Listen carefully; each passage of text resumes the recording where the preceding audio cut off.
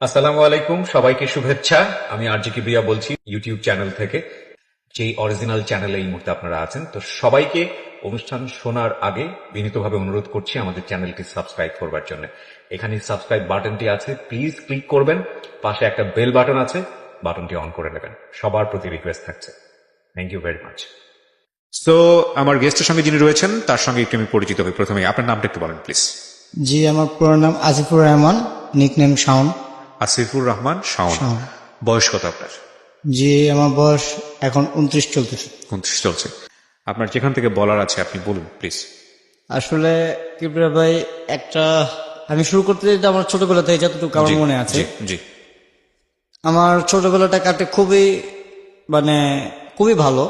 একটা বাবা মা, সে রিক্সা চালক হোক তার বাবা, অথবা তার বাবা একটা কোটিপতি হোক, সে তার ছেলে অথবা তার মেয়ে অথবা তার ফ্যামিলিকে খুব অনেক কিছু দেওয়ার চেষ্টা করে, আগে দেখে জিনিসটা। তো ছোটবেলা থেকে দেখতাম যে সবকিছুতেই আম্মা থাকতো কি থাকতো না সঠিক জানি না, বাবা সবসময় আমার সাথে থাকতো। উনি কাজে ব্যস্ত থাকলেও আব্বু এটা দরকার, আচ্ছা আজকে না কালকে, আচ্ছা একটু পরে, কিন্তু জিনিসটা হাজির। তার বড় ছেলে ছিলাম আমি, আমার বাবা বংশের বড় ছেলে, ওনার ঘরে প্রথম আমি। খুবই আমাদের ফ্যামিলিটি একটু বড়। আমার বাবা, আমি শুনছি যতটুকু, প্রথম প্রথম নাকি বাবা একটা ওনার মামার আন্ডারে চাকরি করতো, একটা জব করতো, আপনার গাড়িতে ট্রাকের একটা জব করতো, ট্রাক দেখশন করতো আর কি, এরকম টাইপ।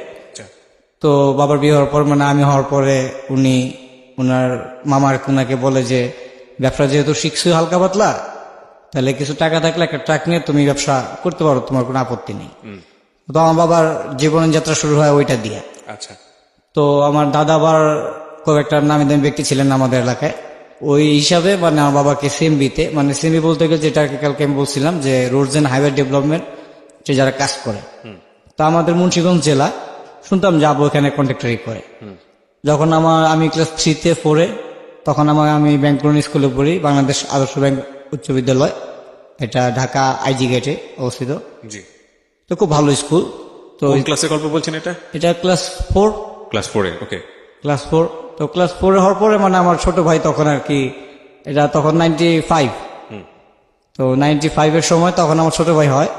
তো ক্লাস 5-এ উঠি, তখন আমার ছোট ভাইয়ের 1 বছর হয়। তো বাবা, নাম বলবো না, যার রেস্টুরেন্টই মতিঝিলে, খুব উনার উদ্বোধন করায়, আব্বার ফ্রেন্ড, আমার ছোট ভাইয়ের জন্য একটা হিউজ, এখন মেজো ভাই হিউজ একটা পার্টির অনুষ্ঠান রাখে। অনেক সুন্দর একটা অনুষ্ঠানের আয়োজন করে চাইনিজ রেস্টুরেন্টে, সবাইকে আত্মীয় স্বজন অথবা তার বন্ধু বান্ধব পার্টনার যারা ছিলেন সবাইকে। আপনার বার্থডেতে? না, আমার ছোট ভাইয়ের বার্থডে। আপনার ছোট ভাইয়ের বার্থডে? আমার ছোট ভাইয়ের বার্থডে। ওকে। একটা গাড়ি নিয়ে আসে উনি, ড্রাইভ করে আমাকে, আমার আম্মাকে, আমার দাদুকে পিক আপ করার জন্য, এক ফ্রেন্ডের গাড়ি। ওকে। গাড়ি দুইটা, কিছু না বললাম, বাবাকে বলি বাবা গাড়িটা কার? তো বাবা বলে যে গাড়িটা এক ফ্রেন্ডের আর তোমার এক আঙ্কেল। আলম, গাড়িটা খুব সুন্দর। তো এই কথাটা বলার পর বাবা বললো যে ভালো লাগছে? আমি বলছি, হ্যাঁ সুন্দর, তো একটা কমফোর্টেবল। তখন 96 শেষ হয়ে যেছে আর কি। ক্লাস 4-এর ঘটনা আপনার? হ্যাঁ, ক্লাস 4। ওকে। আমি ক্লাস 5 উঠবো আর কি তখন। ওকে। তো ওই পরের বছর যখন আমি ক্লাস 5-এ উঠলাম, তো বাবা আমাকে বললো কি যে তোমাকে কিন্তু এবার ক্লাস 5-এ জানি না কতদিন পড়বা, কিন্তু কয়েকটা দিন আমাকে হোস্টেলে থাকার জন্য আমার আন্টি বাসাতে রাখা হয়। আচ্ছা। একটা ট্রেনিং দেওয়ার জন্য। আচ্ছা। তখন আমি বুঝতে পারিনি যে কি জন্য উনি আমাকে রেখে গেছে এখানে। তো প্রত্যেক সপ্তাহ দেখতে আসতো, আম্মা আসতো অথবা আব্বু আসতো আবু প্রায় রাত্রবেলায় দেখতে, হালকা দেখে চলে গেত, আমি ঘুমায় থাকলে দেখে চলে গেত, ফুপিরা বলতো সকালে উঠলে। তো হঠাৎ করে একদিন কোরবানি ঈদ আসে, হঠাৎ করে সন্ধ্যাবেলা আব্বা আসে, তো গেট নকরে আমার এক আঙ্কেল খুলে যে সাউন্ড কই। তো আমি দোতলা থেকে আসি, হ্যাঁ আব্বু। আমার আব্বু আমাকে সময় আব্বু করে বলতো, আব্বু নিচে আসো, চলো বাসা যাবো। তো আমি উপর থেকে বলতেছি যে গরু কিনছো? গরু কিনা হয়েছে? আমি কিন্তু হাটে আজকে গিয়ে কিন্তু দিতে আমি তো বুঝতাম না হাটে যাবো না। তো তুমি আসো আগে, তোমার জন্য একটা জিনিস নিয়ে আসছি। তাই আমি ভাবছি একটা ক্রিকেট ব্যাট নিয়ে আসবে, না হলে একটা খেলনা নিয়ে আসবে। তখন আইসা বলতেছে যে গেটের বাইরে গিয়ে দেখো একটা জিনিস আছে। তো গেটের বাইরে গিয়ে আমি গেটটা বড়, 2 আধা খুলে দেখি যে সেম গাড়িটা, শুধু কালারটা ডিফারেন্ট। সেম গাড়িটা, আমাদের গাড়িটা ক্রিম কালার ছিল, সেম গাড়িটা দারুণ। আচ্ছা। তারপর আমি একটা আমার কাছে তখনই লাগলো যে আমি প্রশ্ন করবো না কি করবো, আমার কাছে তো খুশি লাগতেছে, একটা তখন আনন্দ লাগতেছে। তো আনন্দকে আমি বললাম হইতে পারে তার বন্ধুরই গাড়ি। তা আমি আবার বললাম আমি কখনো জীবনে মানে অন্য কারো জিনিস হাত দিইনি, নিজের হইতো তাহলে ওই জিনিসটা চিন্তা করতাম এটা নষ্ট হলো। তো বাবার যে বাবা বলতেছে কয় এটাই পছন্দ করছিল না? আমি বলছি হ্যাঁ এই গাড়ি তো তোর বন্ধু না, এটা আমি কিনছি আজকে। তো মানে খুশিতে মানে আব্বু মানে অনেক খুশি হই। রাইট। তো আব্বু সাথে সাথে বলে বসা গাড়ি ইউটার নিয়ে হাটে যায় গরু কিনে, আমাকে গাড়ির ভিতরে রেখে দেয়। আচ্ছা। আইসা দেখে যে গাড়ির তো সব উলটপালট করে ফেলাইছে মানে হাস্যকর কাহিনী একটা। তো এরকম হয়। তো প্রায় কিছুদিন গেল, ভালোই কাটতেছে দিনকাল। এই প্রায় মাসখানিক 1.5 মাসখানিক পরে আমাকে ফট করে বললো যে ড্রেস আপ। আমি বললাম যে ড্রেস আপ কেন? কয় যে ব্লেজারটা পরো আর এটা পরো, চলো এক জায়গায় যাবো। সন্ধ্যাবেলা এসে বলছে। আমি বললাম যাবো। বাবা তখন কি করতো? জি বাবা তখন ফুললি কন্ট্রাক্টর। কন্ট্রাক্টরের বিজনেস? জি, ফুল রোডস এন্ড হাইওয়ে। আচ্ছা। তো আমাকে উনি গুলশান কোন একটা হোটেল ছিল তখন, এত তো খেয়াল নাই, একটা হোটেল ছিল 5 স্টার হোটেলের মতো ছিল, ওখানে নিয়ে যায়। তো ওখানে নিয়ে যাওয়ার পর নিচে থেকে আর কি উনি বলে যে আমি আসছি, আমার নামে এটা, আমার অ্যাপার্টমেন্ট আছে আমার ছেলের সাথে। তো রিসেপশনে বলার পর বলে হ্যাঁ রুম নাম্বার এততে অ্যাপার্টমেন্ট আছে। তো আমাকে বলে চলো উপরে গেলাম। তো আমাকে এরকম ইন্টারভিউ নেওয়া হলো আর কি, কিছু কথা জিজ্ঞেস করলো, কতটুকু পড়ছি, হাতের লেখা কিরকম, এরকম জিজ্ঞেস করলো। আমি কিছু বুঝতেছি না যে আমাকে কোথায় কি করতেছে বাবা। তো বলার পরে বের হওয়ার পরে আমি বললাম যে বাবা এখানে আসছি, তোমাকে একটা জায়গায় ভর্তি করলাম। আমি আবার এরকম কেন, আমি কি আর দুষ্টামি করবো না? খুব দুষ্টামি করতো, আর দুষ্টামি করবো না। কয় না এবার ঘুরতে যাবো একটু বাইরে, সেজন্য এখানে আসছি। আমি কোথাও হইতে পারে এপ্রিলে হবে, 15 দিনের মাথায় আমার ফুল ফ্যামিলি, আমার এক কাকা, আমার ছোট ভাই, আম্মু আর বাবা আর আমি। এটা 2000 এপ্রিলে 2000 এপ্রিলে গেলাম। তো তখন হোস্টেলে গ্যাপ পেমেন্ট করতেছে আমাকে একজন ফরেনার, লাইক ফরেনারই ছিল, স্যার ডেভিড জিজ্ঞেস করতেছে, মানে ইংলিশে জিজ্ঞেস করতে না, বাট আমি তখন ইংলিশে বলতে পারতাম না, কথা বলতে পারতাম না। তা আমাকে বলতেছে ঠিক আছে অসুবিধা নেই, শিখবো আস্তে আস্তে। সাথে একটা বাঙালি লোক ছিল। তাই আমি বললাম ওকে। তো ইন্টারভিউতে বের হয়, তা বাবা দার্জিলিং সব ঘুরে এলো, টাইগার হিল ঘুরে এলো। ঘুরানোর পরে আসার দিন আমাকে বলতেছে কয় হোটেল তো এটা ভালো না, ওই যে যেটা হোটেলে কালকে গেছিলাম হোটেলে অনেক সুন্দর হোটেল। তো গেলাম, আমাকে ভাবছি যে এটাও হোটেল দিতে পারে, বেড আছে। তা আমি সন্ধ্যাবেলা মানে আমাকে বললো যে তুমি এখানে থাকো, আমি নিচে থেকে আসতেছি। তো ওই যে বাবা গেছে সন্ধ্যাবেলা, আমার বাবা তো আসে না। মানে আপনাকে হোস্টেলে ভর্তি করে দিয়েছে? ভর্তি অলরেডি করে দিয়েছে, মানে রেখে যে আসছে, মানে আমি আর বলতে পারতেছি না। মানে সন্ধ্যাবেলা আমি এক সিস্টার, মানে তো ওখানে সিস্টার বলা হয় যারা আমাদের কাপড় টাপড় দিয়ে দেয়। আমি বললাম যে এক্সকিউজ মি, এখানে আমার বাবা আসতেছে না। তো উনি বাংলা না বুঝে উনি বলতেছে 1 মিনিট, আমি কাউকে রেখেই দিয়েছি। পরে একজন বাংলা টিচার আসলো, স্যানিটার নিচে আসলো। নিচে আসার পর বলতেছে কি হয়েছে বলো। আমি বললাম যে বাবা কোথায়, আম্মু কোথায়, কাকা কোথায়? বললো যে তুমি তো এখন হোস্টেল, উনি তো চলে গেছে। আলটিমেটলি হচ্ছে আপনাকে ইন্ডিয়াতে দার্জিলিং এ পড়তে দিল, তাই কি?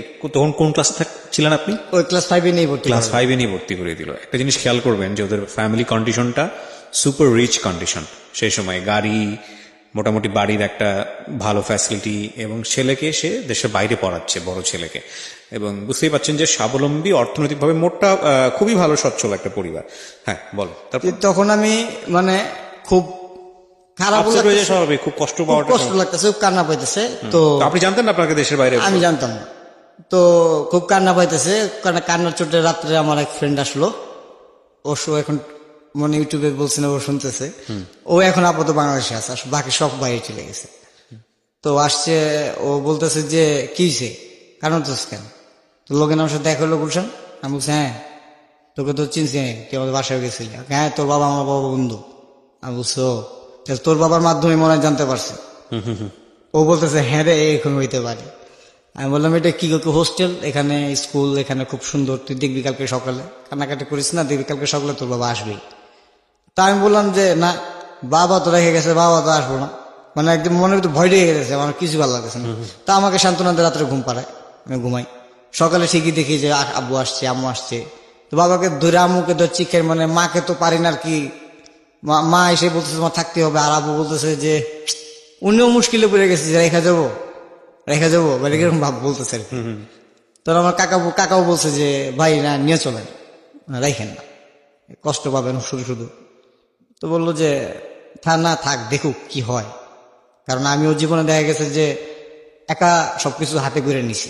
তো উনি সবকিছু করলো, আমাকে সেদিন আর কি খুব বুঝ দিল, বললো যে বাবা থাকো না, যদি একটা মাস থাকো, যদি ভালো না লাগে আমি নিয়ে যাবো তোমার। তা আমি বাবার কথা বিশ্বাস করলি, এটা বাবার বললেই হবে ফোন করে নিয়ে যাও। তো মার্কেট গেলাম, কি লাগবে কিনো, তখন আর কি কিনবো, আর একটা খেলনাই পছন্দ হবে, না একটা বল পছন্দ হবে। তখন বাবা ঘড়ির দোকানে ঢুকা হাতে ঘড়ি বলতেছে এটা পছন্দ, এটা পছন্দ, এটা পছন্দ, না এটা পড়ো। হ্যাঁ, একটা ভিডিও গেম কিনে দিল, একটা স্কেটিং কিনে দিল। কিনে দেওয়ার পর হোস্টেলে রেখে আসলো। আবার হোস্টেলে রাখার পরে আমাকে একটা কথা বললো যে রেখে গেলাম, আমি একটা মাস পর আসবো, কিন্তু তুমি এখানে কোনো ভয় পাবা না, মানে কোনো ভয়ের কিছু নেই। তো একটা স্যার ছিল, স্যার এসে বললো যে এখানে ভয় পাবা না, এখানে আমরা সবাই আছি। তো এখানে থাকলাম, এই থাকতে থাকতে 1 বছর কাটলো। 1 বছর 9 মাসে আমাদের এখানে যেমন 11 মাসে একটা সেশন শেষ হয় স্কুলের, ওইখানে 9 মাসে মানে 9 মাসে একটা সেশন শেষ। তো বাবা 9 মাসের ভিতর কমসে কম তো 10-12 বার আসছি, 5 দিনের জন্য 3 দিনের জন্য আইসা দেখা সাক্ষাৎ করে আবার সিনেমায় যেত, এরকম হইতো। তো আমার নাকে সাইন্সের সমস্যা দিল বা দিকে হারে। তো বাবা ওইটা ফলো করে বললো যে না ওকে এখন এত ঠান্ডাতে রাখা যাবে না। তো নিচে নিয়ে আসলো শিলিগুড়িতে স্কুলটার নাম বললেও হয়, এটা স্কুলটার নাম লিঙ্কন হাই স্কুল। আচ্ছা, এটা খুবই বড় একটা স্কুল, এখানে হর্স রাইডিং আছে, সুইমিং পুল আছে, মানে বিশাল বড় একটা এরিয়া। ওই স্কুলটা দেখে আমারও তখন মানে মনে গেল যে না এই স্কুলটা তো সুন্দরই লাগছে, একটা হোস্টেলে কাটাইছে, এখানে তো আরো সুন্দর, মাঠ আছে 2টা বড় বড় বাস্কেটবল গ্রাউন্ড, আরো সুন্দর। তো বাবা বললাম বাবা এটাতে, তো বাবা বলতেছে কয় এটাতে, আমি ওটা খোঁজ পাইছি ওই সেন্ট পলসে, মানে তখন সেন্ট পলস তো একটা নাম করে স্কুল, আর এখানে পেমেন্টও খুব বেশি। তো আমাকে বললো যে সেন্ট পলসের কথা, তখন আমি বললাম যে না না না সেন্ট পলসে তো ভুলেও না, স্ট্রিক্ট রুলস, এত রুলস ফলো করতে পারবো না আমি। তো বাবা আমার কথা রাখতো, তো আমি বললো যে এখানেই পড়তো, আমি বললাম যে এখানেই পড়বো। তো এখানে রেখে গেল 2001। আচ্ছা, তো পেমেন্ট করে বললো যে মার্চের 5 তারিখ থেকে স্কুল শুরু। তো আমাকে ওইখান থেকে আনার পরে জানুয়ারি মাসে আইনে ভরলো, বাংলাদেশে আসলাম। আসার পরে বলতেছে যাওয়ার 5 দিন আগে, মানে সবকিছু গুছিতেছে, আমার ব্যাগটা গুছিতেছে। তো আমাকে বলতেছে কি লাগবে বলো, তো কি লাগবে বলো বলছে। তো আমি বলছি কি আর লাগবে, কিছুই লাগবে না, চলো ওইখান থেকে কিছু কিনবো না রাস্তা থেকে কিছু কিনবো না। তো স্টেডিয়াম আস্তে আস্তে, মানে এখন যেটা আমার মনে ভাষণ স্টেডিয়াম, আস্তে আস্তে তখন আমি বাবাকে বললাম যে বাবা তুমি তো মোবাইল টোবাইল ভাইঙ্গা ফারলাও, এই কতদিন ধরে এত মোবাইল ঘরের ভিতর, আমাকে একটা মোবাইল কিনে দাও। বলছে মোবাইল লাগবে, আমি বলছি হ্যাঁ। গাড়িটা ব্রেক করে, আমার ড্রাইভার আর আমাদের কাকাই হয়, তো উনি ব্রেক করে, তো স্টেডিয়ামে যাই। স্টেডিয়ামে গিয়া বাবা একটা বলে যে কোন সিটটা পছন্দ দেখো। তো আমি একটা সেট খুব ব্লু সিমেন্সের একটা 75 পছন্দ হলো আর কি, চোখে পছন্দ। আমার বাবা এটা পছন্দ হয়েছে, লোকটা বলছে এটা নতুন আসছে, পিছনে ক্যামেরাও আছে, আছে ভালো সাউন্ড। তো বললাম যে এটা পছন্দ, কয় তাহলে নাও। তো বললো কিভাবে কি। তো বাবা বললাম তো শিখে যাব। তো ওই লোকটা আর কি তাকায় রয়েছে, মানে এভাবে আমার দিকে, যে বাচ্চা একটা ছেলে, আমার হাইট অনুযায়ী বলতেছে বাচ্চা একটা ছেলে, আরো শর্ট ছিলাম, হাইট অনুযায়ী বলতেছে বাচ্চা একটা ছেলে মোবাইল কিনে দিয়েছে। তখন আব্বুকে বললো যে বাবু মোবাইলটা কিনে দিয়েছেন, ও তো হারাটারে ফেলবো, আপনি মোবাইলটার প্রাইস জানেন? বলছে কি আপনাকে জিজ্ঞেস করছেন প্রাইসের কথা, পছন্দ তো হয়েছে। তো আমি বললাম যে কম হইলে কম নেই, অসুবিধা কি। তা বলছে তোমার পছন্দ হয়েছে? হ্যাঁ বাবা পছন্দ হয়েছে। তো নাও তুমি। তো নিলাম। তো সেটার বিল বানানোর সময় তখন আমি তার সাথে বসা, তখন তো বুঝি না যে কত টাকা কিভাবে দিতেছে। বিল হলো প্রায় আপনার কত 11,300 টাকার মতো, তখন একটা সেট কিনে দিল। আচ্ছা। সেট সেলফোন হ্যাঁ, কত সালের দিকে এটা? 2001-এ। 2001-এ 11,000 টাকার সেলফোন, মানে অনেক দামি ফোন, হ্যাঁ। নিঃসন্দেহে অনেক দামি ফোন। হ্যাঁ। তারপর স্কুলে ঢুকার পরে সিনিয়র ব্রাদাররা বলতেছে যে এটা তো হাইড করে রাখতে হবে, মোবাইলটা কিন্তু স্যারদের সাথে শো করা যাবে না। ঠিক আছে, অসুবিধা নেই। ওইখানে বেশ ভালো কয়েকদিন কাটলাম। 7 উঠলাম 2003-তে। তো তখন ঢাকা আসলাম 1 বছর পর। আমি রাখি ভালো লাগতেছে, 15 দিনের ছুটি। বাবাকে বলতাম বাবা 15 দিনের ছুটি, আইসা পড়ো এখানেই ঘুরি, দেশে গিয়ে কি করবো। তো মা বেশিরভাগ আসতো না, বাবাই আসতো। তো ঘুরলাম, ঘুরার পরে বলতেছে যে N75 তখন বের হয় 2003-তে নিউ। পোস্টার বোর্ড আমি বোর্ড দেখলাম। তো ইন্ডিয়াতে দেখছি, তো বাংলাদেশে আসলাম। আসার পরে বাবা বললো যে না, একটা বার দেশে আয়, তোর আম্মা তো পোলাও রান্না করে না তোর জন্য ঘরের ভিতর, আয় বাসায় আয়। তো বাবা বললাম যে ঠিক আছে, তাহলে তুমি এসে নিয়ে যাও। বলে আচ্ছা ঠিক আছে, আসতেছি। তো বাবা নিয়ে যায়। বাবার তখন একটা স্যামসাং মোবাইল ছিল, ওনার ফ্রেন্ড জাপান থেকে গিফট করছিল ওনাকে। তখন আমি বললাম যে বাবা, একটা মোবাইল দেখছি, সামনেও ক্যামেরা আছে পিছনেও ক্যামেরা আছে। তো বাবা বলছে সামনেও ক্যামেরা? আমি বলছি হ্যাঁ। কই কোথায়? আমি ইন্ডিয়াতে দেখছি, এখন এটা কোথায় পাওয়া যাবো? কই তাহলে চলো আমার সাথে আসো। তো বাবা তো জানতো, মানে আমি তো বাংলাদেশে ঢাকা শহর খবরই জানি না তখন কি হয় না হয়। মোতলা প্লাজাতে আসলাম পরিবাগে। তো মোতলা প্লাজাতে আসার পরে এক দোকানে আমি গিয়ে বললাম যে নোকিয়া N75 মোবাইল মডেলটা আছে কিনা। ফুল ফ্লোরে ভাইয়া, ফুল ফ্লোরে, এটা বলে রাখা উচিত, ফুল ফ্লোরে 5টা মোবাইল পাওয়া গেছে শুধু। 5টা মোবাইল থেকে 3টা মোবাইলই অলরেডি সেল হয়ে গেছে। আচ্ছা, তো 2টা মোবাইল নিয়ে আসলো। তো আনার পরে লোকটা বলছে যে ভাই আসলে ফুল ফ্লোরে 5 নম্বর মানে 2টাই আছে, মানে আপনি কি একটা যদি নেন তাহলে বুকিং দিবেন নাকি নিয়ে যাবেন। তো বাবা বলছে বুকিং এর কি হলো, তো নিবই তো। তা আমাকে জিজ্ঞেস করতেছে যে কোনটা নিব, আমাকে ব্ল্যাক কালারটা। কে তাহলে ন ভাই প্যাক কর। তো উনিও, ওই লোকটা বলতেছে বিল বানানোর সময় বিলটা যখন হাতে দিছে, লোকটা বলতেছে কি স্যার বিলটা চেক করেন। তা বলছে বিল চেক করবো, আপনি চেক করেন? মানে একটা অ্যাজিব একটা উত্তর, বিলটা চেক করেন নাই? ইটস 75,000 টাকা। তো বাবার পকেটে তখন মনে হয় 30-35 টাকার মতো ছিল আর কি। তো বাবা বললো যে আধা ঘন্টা 1 ঘন্টার মতো সময় দেওয়া যাবে? কয় কেন? কয় আমার টাকা আসতে যে তখন লাগে। তো বাবা এই কথা বললে মানে ফোন দিয়ে বসছে তখন আমার কাকাকে, যে আমাদের গাড়ি চালাতো, ফোন দিয়ে বসছে যে 1 লাখ টাকা ঘরের থেকে নিয়ে তুমি এখানে পরিবার আসো। কি ফোন যেন আরেকবার একটু বলেন। Nokia N75। এটা এত দাম ছিল সেই সময়? হ্যাঁ, 75 টাকা যখন ফার্স্ট লঞ্চ হয়। ওকে, ঠিক আছে। তারপর কিনে দিল। আমি সাথে সাথে ফোনটা হাতে নিয়ে ফরাদ আমার ফ্রেন্ডকে ফোন করি যে ফরাদ জানিস আজকে একটা বাবা মোবাইল কিনে দিয়েছে। তো কি মোবাইল কিনছে? ও খুব হাই রিচ একটা ফ্যামিলির ছেলে। তো ও বলে ওর বাড়ি ধানমন্ডিতে। ও বলতেছে যে কি মোবাইল? আমি বললাম যে দেখলাম না দার্জিলিং থেকে নামার সময় যে N75 সামনে ক্যামেরা পিছনে ক্যামেরা বলতেছে, আবার পিছন ব্যাকটা প্রেস করলে ক্যামেরাটা বের হয়ে আসতেছে। ওকে হ্যাঁ হ্যাঁ হ্যাঁ হ্যাঁ, আমি যেটা পাইছি বাবা তো কিনে দিছে। বা কি বলছে? আমি হ্যাঁ, মার্কেট তো আর বলতেছে নাই, আরেকটা আছে। তো সাথে সাথে ওর সাথে সাথে দৌড়ায় আসো আম্মার সাথে। ওর আম্মা ওকে সাথে সাথে কিনে দেয়। 2 বন্ধু কিনি, বাস খুশি। তো যাওয়ার সময় বাবা বলে যে আজকে ড্রাইভ করবা? আমি বললাম যে আজকে তোমার কোলে বসে ড্রাইভ করবো না, অনেক কুসা করবো না। তো বললো আচ্ছা ঠিক আছে, না বসো। তো উনি বললো যে সোজা গিয়ে আমি যেভাবে বলবো সেভাবে যাবো। আমি বললাম আচ্ছা ঠিক আছে। তাই আমি বসছি। তো বসার পরে তখন আমাদের দ্বিতীয় গাড়ি কেরিনা মাই রোড, বলে রাখা ভালো, কেরিনা মাই রোড গাড়িটা কিনে। ওই গাড়িটা আমি পছন্দ করি, গাড়ির কালার দেখে। যে তখন গাড়িটা কিনে তখন বলতে বাবা এটা কিন্তু আগের গাড়ি না, এটা কিন্তু আরো অন্যরকম, একটু বড় গাড়ি, সাবধানে চালাও। তো উনি এক হাত দিয়ে স্টিয়ারিং ধরে, আর একটা অটো গিয়ার ছিল দেয়। তারপরে উনি স্টিয়ারিংটা ধরে আর বলে যে হালকা ধরো এটা, আর কিছু না। আমি হালকা ধরতে ধরতে শাহবাগ আসি, শাহবাগ থেকে আস্তে আস্তে আস্তে আস্তে আস্তে আস্তে বাসার দিকে যাই। বাসার দিকে যাওয়ার পরে মানে আমি হতভম্ব হয়ে যাই যে বাসার দিকে পৌঁছে গেছি। আমার বাবার 2টা আঙ্গুল নাই, 2টা আঙ্গুল ছিল না। উনি খুব এক ফুটবলের ফ্যান ছিল, এক বোম ব্লাস্টে ওনার হাতটা আঙ্গুল 2টা চলে গেছে। বোমবাজ বলতে মানে উনি আতশবাজি খুব করতে পছন্দ করেন। ওই আমলে 60,000 টাকাতে শুধু 4টা বোম আনাইছে চট্টগ্রাম থেকে। আবহাওয়ার খেলা দেখবে উনি, এটা প্রায় 82-83 সনে। ঠিক আছে, হ্যাঁ। তারপরে আসার পরে জুরাইন নামে জুরাইন রেলগেটটা পার হই, তখন অনেক পুরনো ছিল যে রেলগেটটা পার হই। তো সাথে সাথে বাবার যারা সহকর্মী ছিল দূরে অনেকজন আসে। আসার পরে আমাকে একজন নিয়ে বলতে ওর বাসায় দিয়ে আসো, আমি চলে যাই। তো বাবার সাইডে চলে যায়, বাবা রাত্রে আসে। আসার পরে আমি তো পুরো খুশি, আর আম্মা ক্ষিপ্ত হয়ে রয়েছে যে এত কিছু নষ্ট করতেছো, এত কিছু করতেছো, এতটুকু মোবাইল কিনে দিছো ওকে এত দামি। মানে আসার পরে বাবাকে খুব জেরা শুরু করছে। আর আমার বাবাকে জেরা করলে মানে আমার ব্যাপারে কেউ জেরা করলে তার সহ্য হতো না। মানে সাথে সাথে মাকে উত্তর দেওয়া বলে যে তোমারটা দিয়ে তো করিনি, আমার বাবারটা দিয়ে আমি করিনি, আমারটা দিয়ে আমার ছেলেকে আমি করে দিতেছি, তাহলে কারো কিছু অনেক পছন্দ করতে আপনাকে। হ্যাঁ। তখন এরকম চলতে চলতে আমি ক্লাস 9-এ উঠি। ক্লাস 9-এ ওঠার পরে কোরবানির আসে, আমাদের ঈদে কোনো ছুটি পেতাম না আমরা।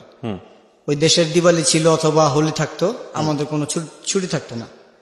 ছুটিতে আউটিং এ বলতো যে পকেট মানি যাদের আছে নিয়ে নাও, অথবা এখানে ব্যাংক আছে, ব্যাংকের থেকে নিয়ে দিই, তোমাদের বাবা মা আসলে সাবমিট করে দেবে। আচ্ছা, তো এখান থেকে ফোন করা হতো যে আপনার ছেলেকে কয় টাকা পকেট মানি দেওয়া হবে। তো বলতো, আমি বলতাম যে স্যার আমাকে লাইনটা ধরে দিলে আমার সুবিধা হবে আমার বাবাকে বলার জন্য। তো আমি লাইনটা ধরতাম, জাস্ট বলতাম যে হ্যালো আব্বু। বলছে হ্যাঁ বলো। যে আব্বু এবারও কোরবানিতে আসবো না? তো বাবা অনেক কাজের, আমি একটু একটা কাজ নিয়ে ফেলছি, কাজটা শেষই হবে কোরবানিদের আগে, আর কোরবানিদের পরে আমার বিল বারটা উঠাতে হবে। ডাইরেক্ট বলে যে বিল বারটা উঠাতে হবে, এবার বাবা একটু কনসিডার করো, আমি এবার আসতে পারবো না, তুমি একা এসা করো ঢাকা, এই ছুটিতে আসে আগামী 2 মাস পর, 1-1.5 মাস পরে। তো আমি বললাম যে ঠিক আছে যাও। তো আমি বললাম বাবা 3 দিনের পিকনিক আর 2টা আউটিং আছে, তো স্যার এখানে তো তুমি $100 রেখে গেছো, তো এটাই খরচ করবো না এখান থেকে কিছু নিব? তো উনি জিজ্ঞেস করতেছে তোমার কি $100 হবে না আরো আমি করবো? আমি বললাম যে $100 দেখি আগে স্যারকে বললি। তো স্যার পুরোটা দিতে চায় না, আচ্ছা, স্যার পুরোটা দিতে চায় না। ওখানে স্যার বলে যে না আমি তোমাকে $100 $4,230 টাকার মতো আসে, আমি তোমাকে 2,000 টাকা দিতে পারি সর্বোচ্চ ওই সময়।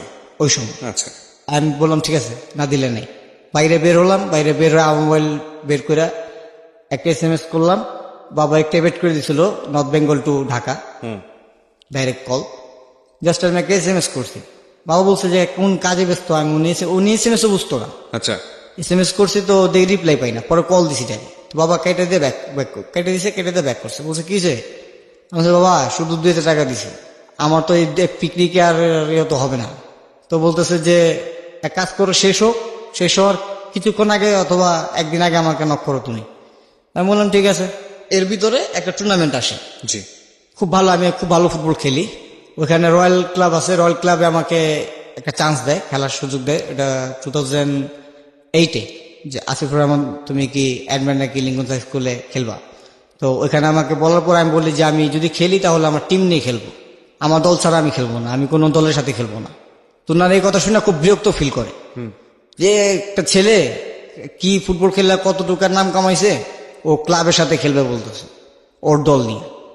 তো আমি বললাম এই কথা। এর ভিতরে করে কি কোরবানি ঈদ আসে, কোরবানি ঈদের সময় স্কুল ছুটি থাকে 4 দিন। তো বাবা ফোন দেয়, আমি রিসিভ করি, আমি কই স্কুলে ফোন করে, তো স্যার অ্যালাউ করে দেয় সারাদিন ফোন করলে করতে পারবো। তো রিসিভ করে বললে বাবা গরু কিনছো, কত বড়, কিছু বলেন, হাসি। তাই আমি ভাবছি যে কি নাকি আম্মুকে জিজ্ঞেস করলাম, আম্মু গরু কিনে হয়েছে, কত বড় গরু কিনে হয়েছে। একটা এলাকা ভিত্তিক তখন একটা কম্পিটিশন ছিল আর কি, কার গরু কত সুন্দর। হ্যাঁ কার গরু কত সুন্দর, কত বড়। তো ফট করে আমার ছোট ভাই বলতেছে ভাইয়া উট আনছে, উট উট।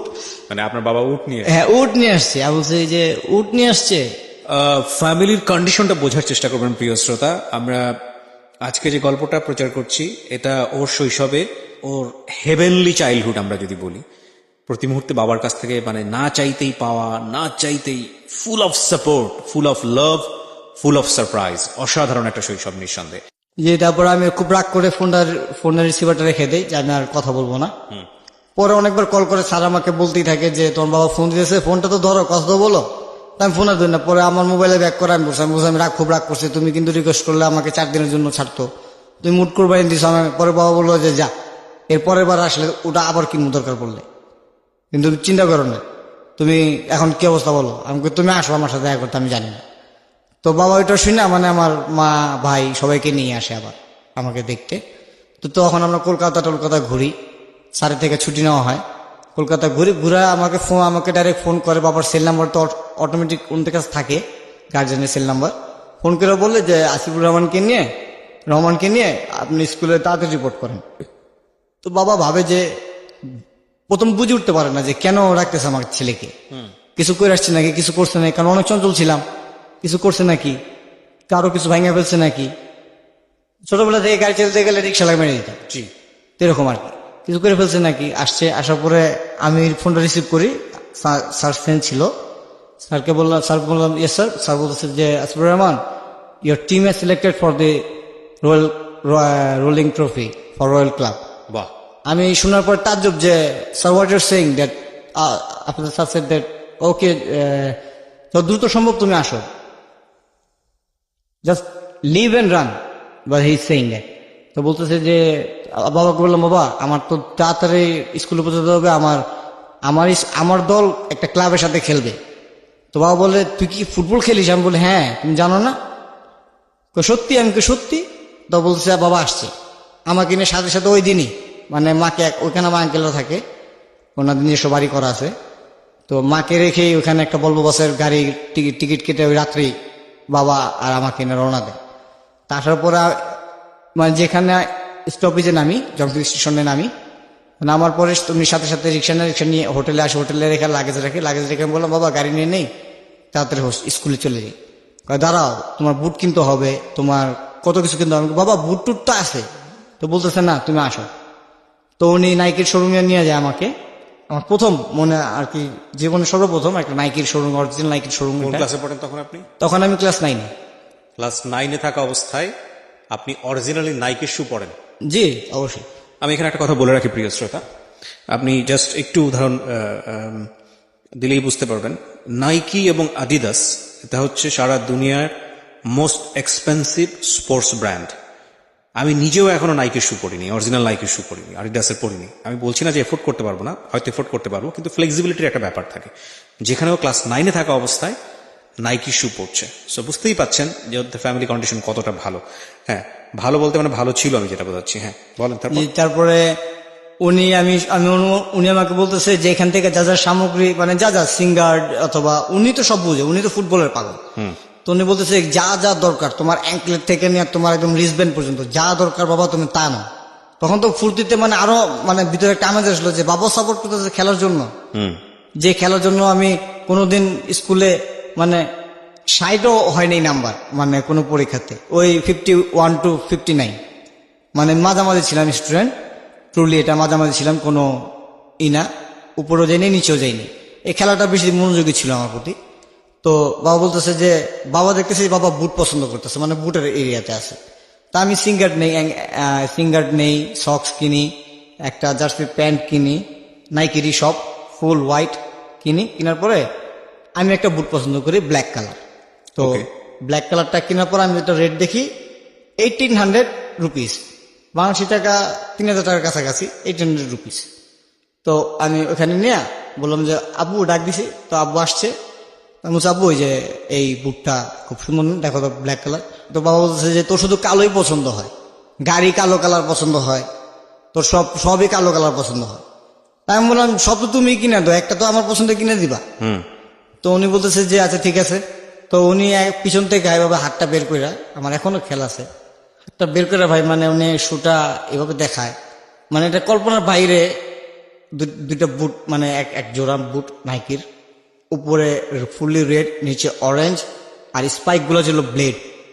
আমি পছন্দ করছি গোল, শুধু গোল এগুলা, উনি ব্লেড সিস্টেমের সেটা ছিল, উনি নিয়ে আসছে। উনি তো নিজেও ফুটবলের ফ্যান ছিল, খুবই ফ্যান ছিল, বললাম না 82 সনে 60,000 টাকাতে 3টা বোম আনছে শুধু চট্টগ্রাম থেকে নিজে, এবং সেটা যেন দুইটা আঙ্গুল মানে আমাকে এরকম বলছে যে যদি বাবা আমি ছেড়ে দিতাম জানো আমার সাথে সাথে আরো 50 জনের মতো লোক মারা গেত, আমি ছাড়ি নেই যে আমার জান চলে যাক, 50 জন তো বাঁচবে। এরকম বাবা হাতটা বের করে ওই টেবিলের উপর রাখে, বলতেছে যে এটা কেমন। আমি বলতেছি এটাও ভালো। তো এটাও ভালো, আমি পরে বলতেছে তাহলে এটাও নিয়ে নাও। বাবা এত আমার তো এখানে 4-5 জোড়া বুট হয়ে গেছে, আবার 2টা নতুন, কয়টা ফাইনাল যদি উঠো ফাইনালে, আমি জানি ফাইনালে উঠবে, আমি বলে দিলাম তুমি ফাইনালে খেলবে এটা করে। তা আমি তো আমার জার্সির দাম, আমার স্টকিংসের দাম, আমার লেগ গার্ডের দাম সবই তো আমার জানা আছে, আমি ট্যাগ দেখে নিছি। আমার একটা রিজনেবল প্রাইস ছিল, আমার একটা নিজস্বই ছিল, অত ভিতর থাকবে। তো নিচি নেওয়ার পরে আমার বিল হয় আমার একটা জার্সি, একটা সিঙ্গার্ড, একটা জাস্ট একটা রিসলেট, এটার বিল আপনার প্রায় ইন্ডিয়ান কারেন্সি 1230 টাকার মতো, ভালোই আর কি, অনেক দামি নাইকিরি। তো আমি এটা রাখলাম টেবিলে, তো বাবা এটাও টেবিলে রাখলো। তা আমি বললাম, বাবা বলছে এটা কিন্তু ব্লেড, আর শুনো এটা খেলার সময় কিন্তু তোমাকে আমি পরে বলতেছি, আচ্ছা বিলটা হোক। তো আমি বলতেছে যে স্যার আপনার বিল হয়েছে আমার 1200 বাদ দিয়ে, মানে শুধু বুটের বিলটা প্রথম, উনি ভাবছে যে আলাদা আলাদা, আমরা আর কি যে লোকটা দিতেছিল উনি ভাবছে আমরা আলাদা আলাদা, কারণ জিনিস দুই সাইডে। তো উনি প্রথম আর কি বুটের বিলটা মানে আমার বাবাকে জিজ্ঞেস করছে যে স্যার আপনার বিলটা, ওকে হ্যাঁ বলেন, 5600 রুপিস। মানে আমি অ্যাডমায়ার যে 5600 রুপিস মানে 5,500 ইন্ডিয়ান কারেন্সি, বাংলাদেশি টাকা তো প্রায় তুমি $100 কাছাকাছি একটা বুটি হয়ে জায়গা তুমি কিনে দিচ্ছ তোমার। তো তো আমি বললাম যদি এত দাম তো দরকার নেই আব্বু, এত দাম তো দরকার নেই, এটা কিনি। পরে আব্বু বললো যে আরে কি নেও না, মানে উনি খুবই ছিল তো, শৌখিনতা ছিল তো, তুমি নেও। পরে আমি নিছি। পরে আসি, স্কুলে আসার পর সবাই মানে বলে যে তোর বাবা মানে তোর একটু এক্সট্রাই বেশি ভালোবাসে। তো আমি বললাম যারা এক্সট্রা ভালোবাসে আসলে তো অনেক সময় ভয়ও করে, বাবার যে রাগ আর যে একটা এরকম করে আমার অনেক সময় ভয়ও করে। বলতো যে আচ্ছা ঠিক আছে তোর বাবা অনেক ভালো আছে, বুটটা কিনছিস ভালো। তো বাবা খুব ক্রেজি বলে যে কয়দিন পর খেলা স্যারকে স্যার বলে স্যার এই আমাদের ওরা প্র্যাকটিস করবে 1 সপ্তাহ, 8 দিন 9 দিনের মাথায় খেলা, সানডেতে হলিডের দিনে খেলা ফালা বলে সানডেতে খেলা। তো তখন কি করে আব্বু আম্মুকে বলে ফোন করে কলকাতাতে যে তুমি যদি আসতে চাও তো আসো, ও আমার বোন, হ্যাঁ যে তুমি যদি আসতে চাও আসো শিলিগুড়িতে, আর যদি না আসো তাহলে থাকো এখানে ঘুরো, মানে আমার আন্টিদের সাথে, আবুল বন্ধুর ওয়াইফের সাথে ঘুরো, ওইখানে ঘুরো, আমি এখানে থাকি, দার্জিলিং ঘুরে ওর কেনিয়া, আর ওর খেলা আছে একটা টুর্নামেন্টে খেলা আছে। তো মা আবার এটা পছন্দ, খুবই একদম পছন্দ করতো না, একদম দেখতে পারতো না, মানে টাকা নষ্ট উনি দেখতে পারতো না। তো ফট করে আব্বা একটা ফোন আসে, আবার ফোনটাও রোমিং ছিল, ফোন আসে যে আপনার ইমিডিয়েটলি আসতে হবে। তো বাবা আমাকে রাত্রেবেলা বলে, মানে খেলার 3 দিন আগে আমাকে বলে যে তুমি এক কাজ করো বাবা, হোস্টেলে চলে যাও। আমি কেন বাবা? পরে বলতেছে যে আমার ঢাকা পৌঁছাতে হবে দ্রুত, আমার 2টা কাগজ আটকে রয়েছে, মানে 2টা কাজ আর কি, 2টা কাগজ আটকে রয়েছে, 2টা কাগজ তো বের করতে হবে। পরে বললাম যে বের করতে হবে বাবা, বের না করে থাকো না। তখন খুব মানে কষ্ট না, মানে এখন ভাবি ওইটা কষ্ট ছিল না, তখন বাবা বলে যে ওই 2টা কাগজ যদি না ওঠাই তাহলে সে আগামীতে তুমি যদি ম্যাট্রিকে কিছু পাশ করো আমি তোমার নিজস্বভাবে তোমাকে গাড়ি কিনে দিব না, ঠিক আছে, এই দুইটা কাগজের জন্য, মানে ডাইরেক্ট বলে উনি আমাকে। আমি বুঝছি এত ইম্পর্টেন্ট, আমি বুঝছি, আমি বুঝেও কিন্তু ক্লাস ম্যাট্রিক যদি পাশ করি আর গাড়ি কিন্তু কিনে দিতেই হবে, ওটা না পার্সোনাল থাকবে। তো উনি বলে যে তুমি নিশ্চিন্তে থাকো, আমি তোমাকে কিনে দেবো, তুমি চিন্তা করো না।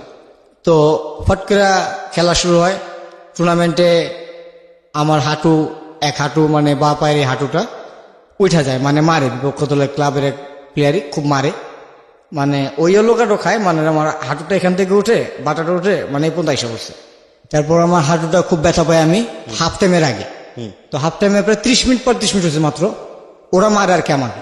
আচ্ছা, প্রথমে টার্গেট ছিল, তো হাঁটুটা উপরে এসে পড়ে, আমি জাস্ট মানে পড়ে গেছি। পড়ে যাওয়ার পরে সাথে সাথে আমার ফ্রেন্ডের সাথে দেখে কি অবস্থা, যে আমার বাটটাটা এখানে উঠে গেছে। ওহো, মানে এখনো দেখলে বুঝতে হবে যে বা অবস্থাটা কি পায়, মানে উঠে গেছে, কাইটা গেছে, তো বুটের কাটা তো কাটা, আর মনে করেন উঠে গেছে। আমার ফ্রেন্ড সাথে সাথে আমাকে মানে ও টান দিয়ে মানে সাথে রেফারিকে বললে যে ও তো ইনজুরি হয়ে গেছে, side of corner of side নিতে হবে। তো কোচ এসে সাথে সাথে নিয়ে যায়, কোচ তো বলে যে ওকে ভিতরে নিয়ে যাচ্ছে সাথে সাথে। তো স্প্রে করে প্রথম আপনার একটা যে পাউডারের মতো দেয়, আমরা স্পোর্টসে একটা পাউডার আছে ব্লাড থামানোর জন্য, পাউডারটা দেয়। তারপর একটা আইসিস দেয়, দেওয়ার পরে বলতেছে যে আসিফুর রহমান সো এন্ড, হ্যাঁ আমি বললাম যে এন্ড মিন, বলতেছে যে আর তো খেলা যাবে না, তো অসম্ভব ব্যাপার, তোর হাঁটু এখান থেকে এখানে আসছে, তোর হাঁটু আমি ধাক্কা না দিতাম এখানে রেখে রয়ে গেত, তাও তো আমি এখানে এখন তোরে ওই আইসি স্প্রে দিয়া আর রক্ত থামাইছে, তোকে কিছুক্ষণ মতো হসপিটাল নিয়ে যাবো। আমি মাথা খারাপ, তো impossible, I have to play, আমি খেলবই। স্যার বলতেছে না আমি তো পারমিশন দিব না। তো ওটা কোচ না, মানে আমার স্যার স্কুল টিচার, উনি দেখা, কারণ ওনাদের উপর দায়িত্ব ছিল, কারণ আমার যদি কিছু আমাদের বাবা মা তো ওনাদেরই ধরবে। রাইট। তো যাই, তো আমি আমার ফ্রেন্ডকে ডাকিয়ে দিই, গায়ে স্প্রে নিয়ে 2টা, একটা ক্র্যাব ব্যান্ডেজ নিবি, ওকে কেন আমি দৌড়দা নিয়ে হাফ টাইমের আগে। ও আসে, আমার রাগ মানে আমার বাবার রাগ যেরকম, মানে আমার রাগ একটু ডিফারেন্ট, উনি রাগ করলে মানে হাইসা উড়ে দিত, কিন্তু আপনার মানে আপনার দিকে তাকাইছে তো তাকাইছি, কিন্তু হাইসা উড়ে দিছে কথাটা, কিন্তু আমি আবার রাগ করলে দেখা গেছে সাথে সাথে দূরে বলে রাগ। উনি সবসময় বলতো যে তোমার ভিতর আমি তো পার্থক্য একটাই, তুমি রাগটা কন্ট্রোল করতে পারো না, আর আমি রাগ কন্ট্রোল করে রাগ দেখাই ছেড়ে দিই ওকে, রাগ কাকে বলে। তারপরে আমি বললি যে আমার এরকম রাগ উঠতেছে যে আমি খেলতে পারবো না, আমি খেলবোই, অবশ্যই খেলবো। পরে ব্যান্ডেজটা আমি পুরো, আমার ফ্রেন্ড আমাকে বলতেছে যে খেলিস না, রিক্স হয়ে যাবো, পা যদি জীবনে একবার যায় বুঝিস, একটা লাইফের ব্যাপার। আমি বলছি যে আমি যে বলি সেটা কর, ডাক্তার নিয়ে আয়, কোচকে ডাক দে, কোচ আসে, ডাক্তার আসে, ডাক্তারকে বললাম যে স্যার রিকোয়েস্ট করবো যে আপনি কাউকে বলতে পারবেন না। বলতেছে কি? বলছে স্যার আমি শুনছি যে বললে একটা পাঞ্চ আছে, ও বলতেছে যে তোর বয়স অনুযায়ী মারে, এটা মানে তুই বুঝতে পারবি না এটা কি জিনিস, এটা কিছু না, এর তোরে কে বলছে ফাউল কথা।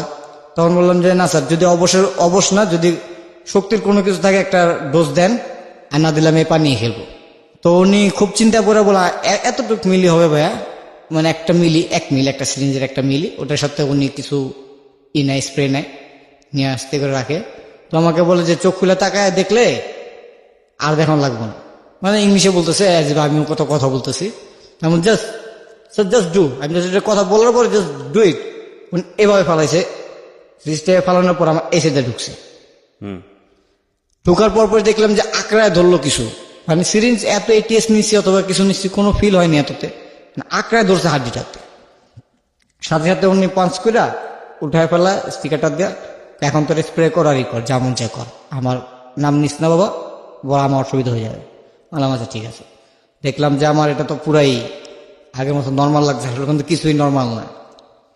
আমি হাফ টাইম হয়, হাফ টাইমের পরে আমি নামতে যাই, তখন রেফরি আসে। রেফরি এরকম মানে আছে না, কথা আছে না যে ঘুষকে না খায়, কাক ভাত দেখলে তো আসবেই ছাদের উপরে, এরকম দুষ্টামি করতে করতে ওই রেফরি আসছে। আর রেফরিকে প্রথমে অ্যাডমিট করে বলছে যেটা it's not a good person, ও সাপোর্ট করবে না আমাদের একটা দল, অথবা এখান থেকে একটা প্লেয়ার বের হয়ে কোনো ক্লাবে যাবে, ও সাপোর্ট করবে না। উনি আইসা এখানে লাথি দেওয়া শুরু করছে।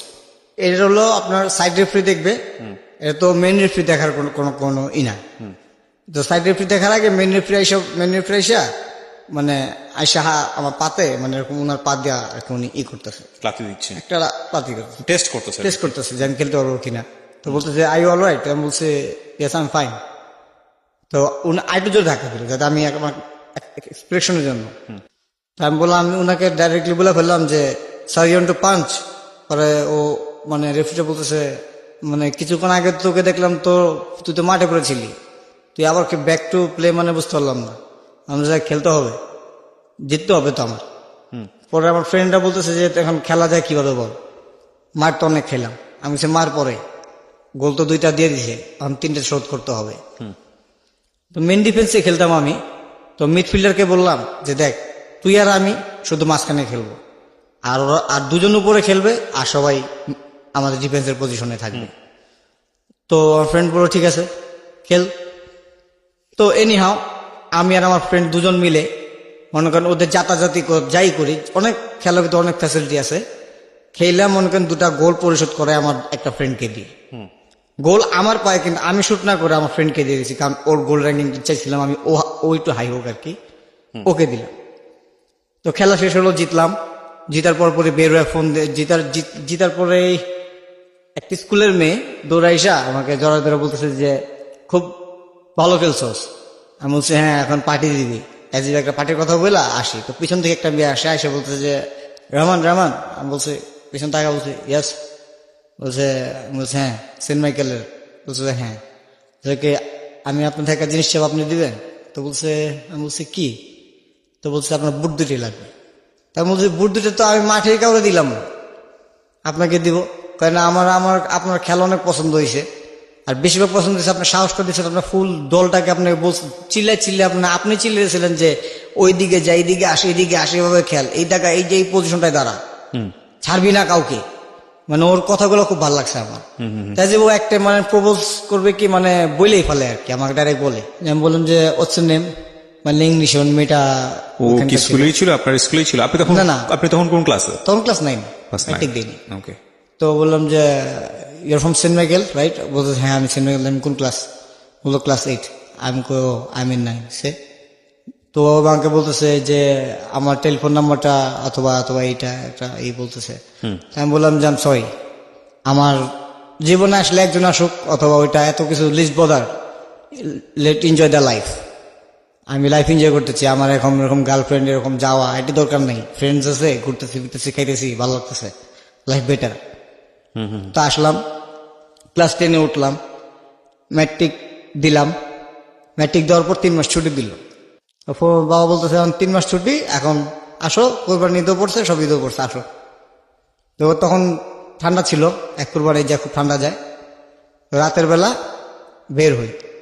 তো বাসাতে বেরোর সময় বললাম যে বাবা আজকে চলো, আজকে কে যাবে আমাদের সাথে? কয় এক কাকাকে নিয়ে নিবো না, ও আইসা বলবে না, তুমি আর আমি এসে বলবো। আমাকে চলো।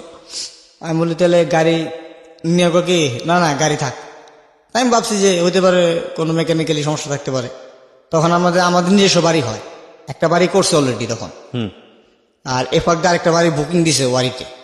তো ওই বছর আর কি আমি যখন ম্যাট্রিক দেই, তখন বলতেছে আচ্ছা ঠিক আছে, আমি সব জানি না, উনি একটা সারপ্রাইজ দিবে উনি আমাকে। আচ্ছা, আমি বললাম যে আচ্ছা ঠিক আছে। তো বেরোলাম, বেরোয় গাছ তুলে হাটে আসলাম। কোনো ঢাকা শহরের কোনো হাটে গরু পাই না, আচ্ছা, উঠ তো পরের কথা। আর 9 বছর পরে ছেলে আসছে গরু আর কি একটা আর কি কোরবানি ঈদ করতে অথবা রোজার ঈদ করতে, রোজার ঈদ না কোরবানি ঈদ করতে 9 বছর পরে। দ্যাট মিনস 18টা 19টা ঈদ আমার জীবন আমি করি না ফ্যামিলির সাথে। ভালো মন্দ যে শুনি এখন দেখি বাসায় পোলাও রান্না করা হয়, সেমাই রান্না করা হয়, আর ওখানে সব ছিল না। একটা স্যান্ডউইচ দিত, একটা বার্গার দিত। আপনার সিচুয়েশনের কারণে এটা মেনে নিতে হয়েছে, কিছু করার নেই। হ্যাঁ, তারপরে বললো আমাকে যে গরু টরু নাই, 10টা ছাগল নিয়ে নি, রাগের মাথায় বলতেছে, 2টা মহিষ নিয়ে নি, রাগের মাথায় বলতেছে। তো ফট করে আমি যাবো ভিতরে ঢুকি, তো ভিতরে ঢুকে দিয়ে একটা গরু, প্রথমে উনি গরুটা দেখছে, লম্বা চড়া খুব অনেক বড় গরুটা ছিল, আমাদের লাস্ট কোরবানি এটা। আচ্ছা, তো অনেক বড় গরু এটা। তো গরুটা দেখা উনি প্রথম ব্যাপারীর কাছে গেল, কি জানি বললো আর জানিও না। তা আমাকে বললো আর কাকাকে বললো এখানে দাঁড়া, আর কাকারে বলে গেল যে একটা সিস্টেম বললো যে রশিটা ধরে দাঁড়াবে, গরু যেমন কথা নাই আমি আসতেছি। তো উনি জানি না কোথা থেকে ভিতর থেকে আবার আসলো, আইসাই ব্যাপারীকে বলতেছে যে কাকা, কাকা একটু বয়স্ক ছিল, মুরব্বী ছিল। বললো যে আমার ছেলে প্রথম 9 বছর পর আজকে 18-19টা ঈদ করে নাই, উঠো দিছি তো আমরা দেখেন নাই, কিছুই পাইতেছি না। গরুটা না আপনি বলেন দেখি, দাম তো আপনি বলেন। তো কাকা একটা দাম কি বলে না বললে বাবার সাথে কথা হয়। তো বাবা এক চান্সে ওই কাকাকে বললে এই দড়িটা হাতে নে, মানে হাতে নেওয়া মানে হয়ে গেছে, হাতে নে খুল। তো উনি রাখালো কি আদৌ, উনি গরুটা হাতে নিয়েছে, আর আমি তো আবু বলতেছে হয়েছে, এটা পছন্দ হয়েছে, আমি সব এটাই নিয়ে নিলাম। তা আমি বলতে আমি তো আর খুশি। তো বলছে হ্যাঁ নীল চলো। তো উনি টাকা দিল, যে ওই টাকা দেয় হাসিল করে টাকা দিল। তো কাকাকে বললো যে গাড়ি নিয়ে আস অথবা হাইটা নিয়ে আস, যেভাবে নিয়ে আসলে গরু নিয়ে আস, আমরা চলে যাই। তো একটা ট্যাক্সি ক্যাব নেই, ট্যাক্সি ক্যাব নিয়ে বাসায় আসি, ভোরবেলা গরু পৌঁছাই। তো ভোরবেলা আমার বাবা সভাপতি ছিল মসজিদে, আর পারিবারিকভাবে সবসময় আমরা ঈদের পরের দিন কোরবানি দিই। আচ্ছা, এটা আমার দাদার আমল থেকেই ঈদের পরের দিন গরু কোরবানি দেওয়া হলো। তো আমি বললাম 10 দিন থেকেও বললাম যে বাবা আর ভালো লাগে না, আমার আর থাকতে ভালো লাগতেছে না এখানে।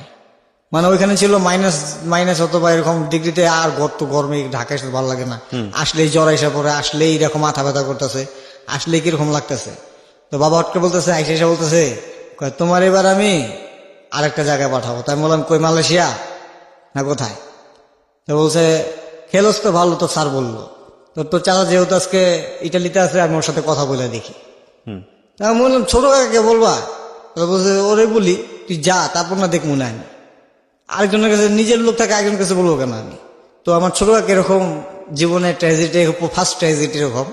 তা হঠাৎ করে ফোন দেখা বলে যে শাওন তো খেললে ভালো, আর মালয়েশিয়ার দেশটা আমার কাছে খুব ভালো লাগে না, আমি শুনছি আমার কাছে ভালো লাগে না, নেশাগ্রস্ত অথবা এরকম বিক্রি টিক্রি হয় উনি বলে। তারপর বলার পরে কয় ওকে যদি পারোস তাহলে ইটালিতে নিয়ে যা, তুই স্পন্সর কর, যেভাবে পারোস আমাকে বল, আমি প্রসেস করি এখান থেকে, ওকে আমি পাঠাই, সব করতে এখান থেকে আমি পাঠাবো। ওকে শুধু যে কোনো রাখবি, পড়াশোনা করলে করবো, আর খেললে খেলবো, আর কাজ করলে কাজ করবো, ওর যেভাবে লাইফ ইচ্ছে ওই ব্যবহার করে নেবে। তখন কাকা বলে যে ভাই আসলে সমস্যা আছে। প্রথম বলে যে একটা বিল আটকে রয়েছে আমার, আর্জেন্টলি তুই যদি পারোস তাহলে 500 লাখ টাকা দে, মাত্র 500 লাখ টাকা। এবং কি আমি ঘরে দেখতাম যে ঘরে সুটকেসে টাকা আনতো, নাহলে চালের বস্তাতে টাকা আনতো। কে আপনার বাবা? আমি এটা ছোটবেলা থেকে দেখে অবস্থ, মানে টাকা প্রতি কোনো লোভ নাই, দেখে অবস্থ। এমন রাতে আসছে, শুয়ে রয়েছি, আর উঠো, আমি বলতে ছুটিতেছো কেন? উঠো, দরকার আছে উঠো, এই সাউন্ড উঠ। কিসে?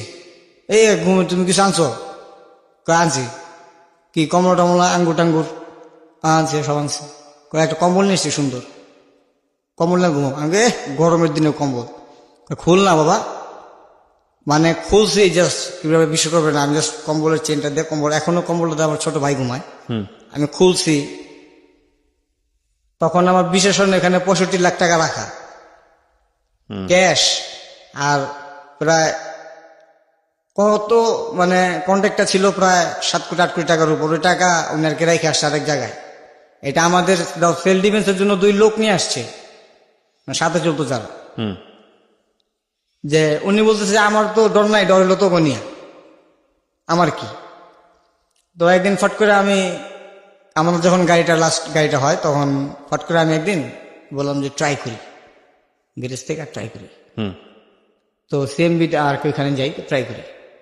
তো আমি যখন ঢুকছি, তো দারুণ বলছে, আর বাবা কেমন আছিস তুই, অনেক ছোট থেকে বড় হয়েছিস তুই, তোর অনেক বছর পর দেখলাম, কাকা মানুষ তুই করে বলতেই পারে। তাই বলছে, কাকা আপনি কেমন আছেন, আপনাকে তো চিনতে পারলাম না।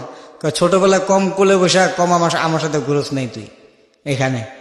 এরপরে বললাম যে কাকা ওই আমি গাড়ি চালাবো, আর কেমন ঢাকা ভাষা বলতো গাড়ি চালাবো। ওরা বলতেছে যে গাড়ি চালাবি তুই, চাবি, আমাকে চাবি নিয়ে আসছি না।